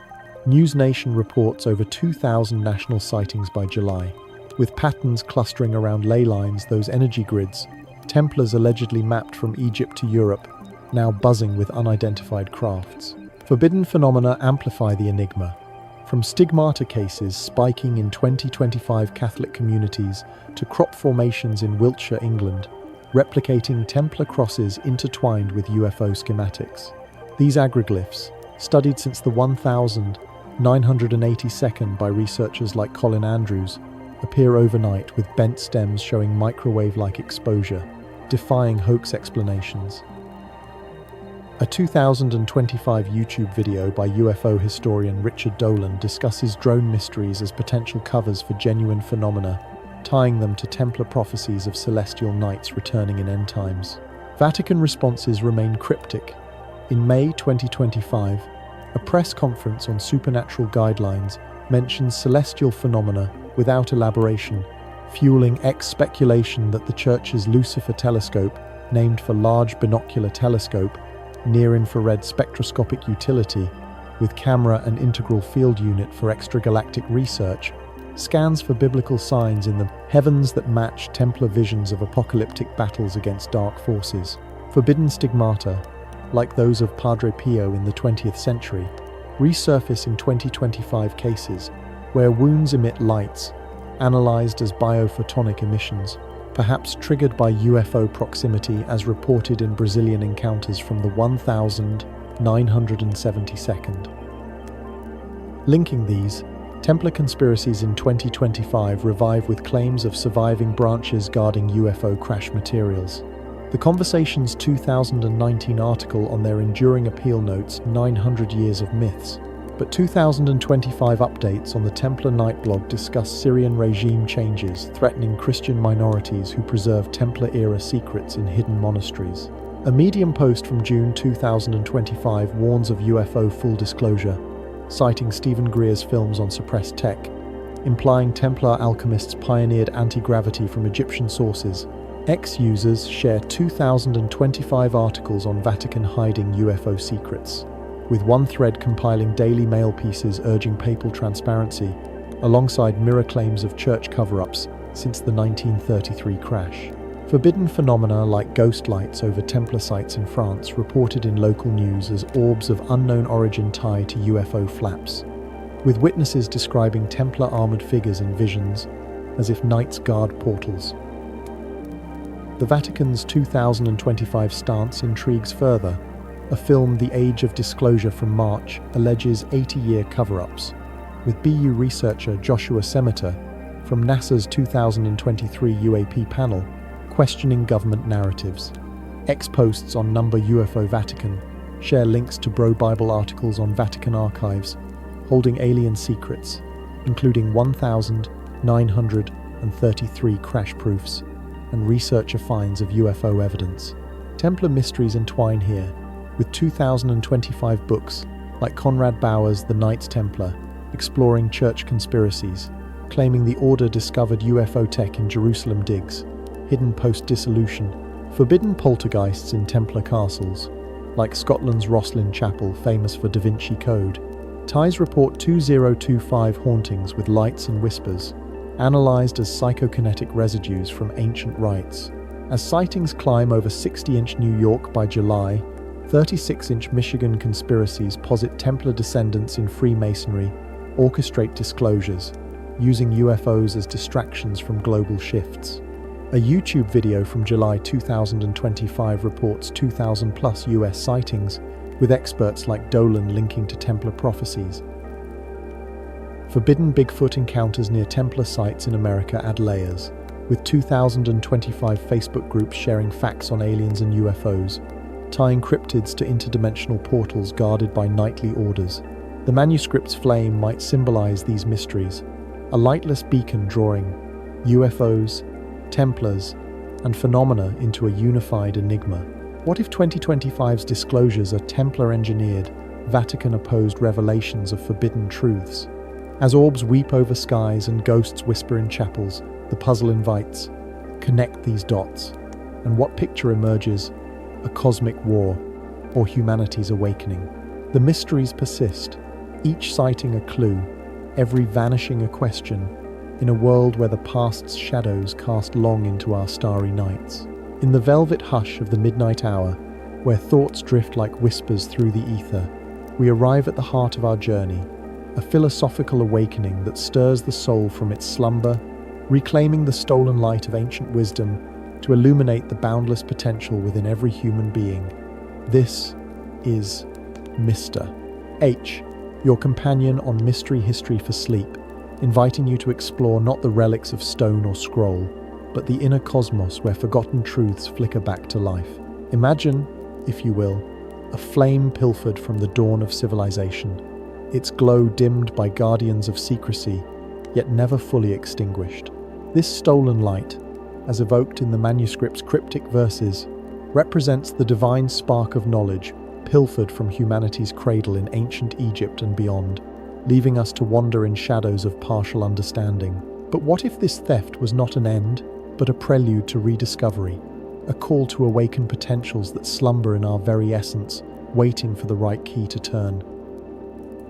The concept of stolen light resonates through philosophical traditions, symbolizing the loss of primal insight that once bridged the mortal and the eternal. In Samael Aunweor's Light from Darkness, the practical science of spiritual awakening, this light emerges from inner obscurity, a process of alchemical transformation, where the seeker transmutes base ignorance into enlightened awareness. Weor draws from Gnostic and esoteric roots, suggesting that ancient civilizations possessed techniques to harness this light, methods obscured by time and intentional veiling.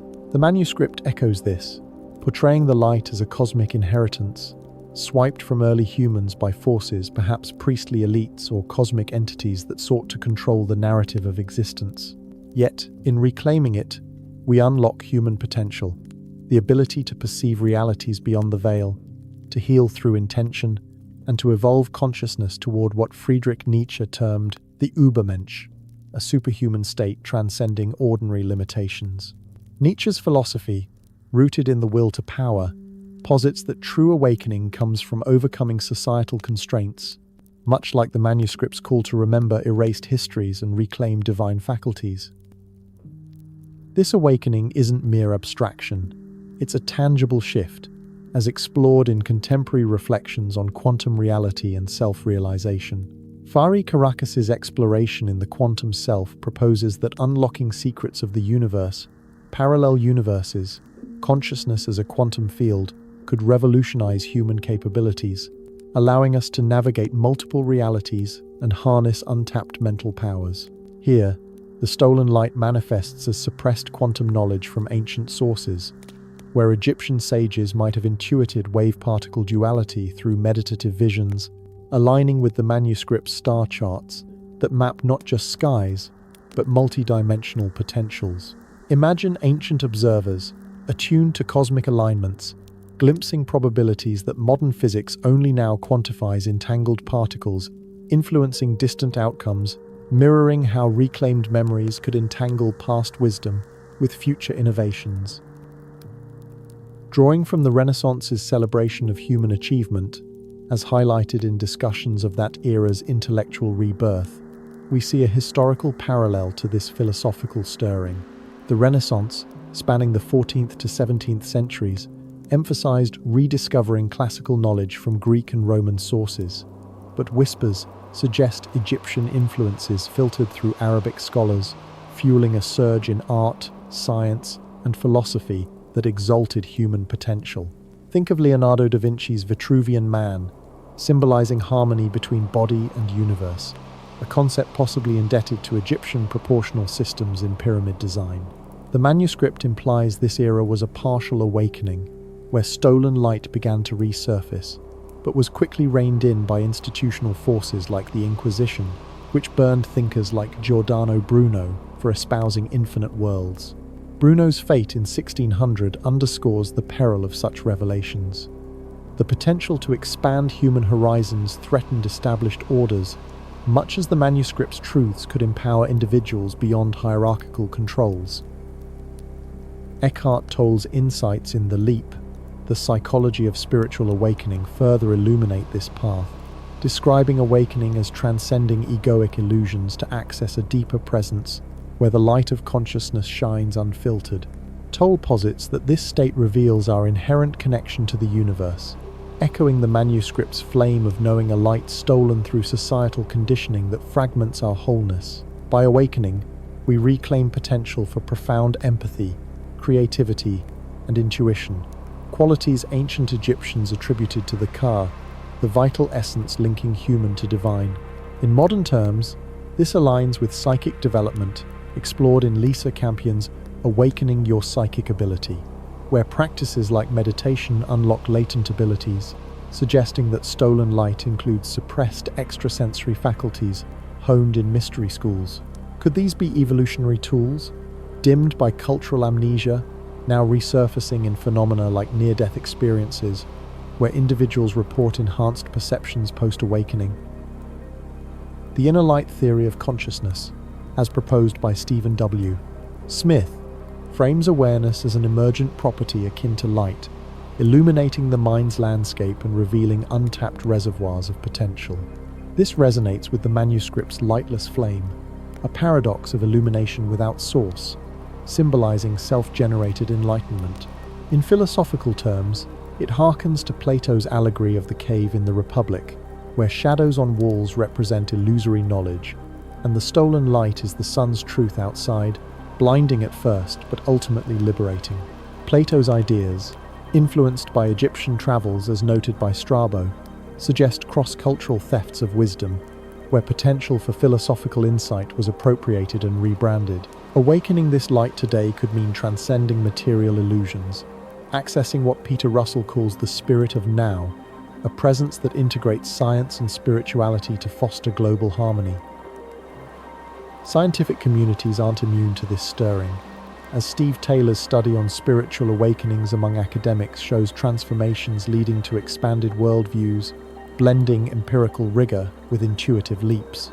In 2025, amid quantum computing breakthroughs, researchers ponder consciousness as a fundamental force, potentially stolen from ancient understandings like the Kundalini serpent power in Tantric philosophy, where awakening this energy uncoils human potential for superhuman feats. The manuscript's rituals mirror this, suggesting stolen light as dormant Kundalini, suppressed to limit societal evolution. Quora discussions in recent years question if such awakenings grant abilities beyond the ordinary, from enhanced empathy to precognition, fueling curiosity about our latent capacities. Spencer A. Klavan's Light of the Mind, Light of the World bridges faith and science, arguing that spiritual illumination enhances rational inquiry, reclaiming stolen insights from ancient civilizations to fuel modern innovation. This philosophical convergence invites us to view human potential as infinite, limited only by forgotten knowledge. Ancient prophecies, as in Mrs. No One Special's Medium post, speak of an awakening where lost wisdom returns, activating collective memory for transformative change. Curiosmos articles on unexplained artifacts challenge timelines, implying civilizations like Egypt held keys to potentials we now rediscover through quantum lenses. Wisdom's evolution, from Sumerian proverbs to Egyptian maxims like Ptahhotep's, underscores stolen light as moral and intellectual heritage, redefined across eras. George M. James's stolen legacy controversially claims Greeks pilfered Egyptian philosophy, a theft perpetuating racial and cultural hierarchies. Robbie George's blog on Egyptian wisdom in modern science highlights rediscoveries in frequencies and symbols, awakening potentials for holistic health. Seth Balthazar's Medium piece envisions a reawakening of ancient wisdom, where rediscovered knowledge catalyzes human evolution. The Stanford Encyclopedia's entry on wisdom frames it as epistemic humility and rationality, yet the manuscript expands this to a stolen divine insight, awakening potentials for profound change. In the Mountain of the Wise Ones, myths of knowledge quests symbolize this journey, where stolen light returns through insight. Epistemology's history, from Greek pioneers to medieval faith-reason debates, reflects ongoing quests for reclaimed understanding. The Dreamcatcher's exploration of ancient civilizations' timeless wisdom urges us to unlock potentials through rediscovery. Sinfuli Cerebral's Medium on reality tunnels and meta-rationalism posits awakening as breaking perceptual limits, harnessing stolen knowledge for revolutionary potential. Zella Life's Stages of Spiritual Awakening guide from darkness to light, mirroring the manuscript's philosophical path. Better Up's corporate take on awakening potential ties it to performance, but the manuscript elevates it to existential heights. In this awakening, stolen light becomes a beacon for human potential, philosophical traditions converging to reveal our capacity for transcendence. Let these musings carry you into dreams where light returns, potentials unfold, and the universe whispers its secrets anew.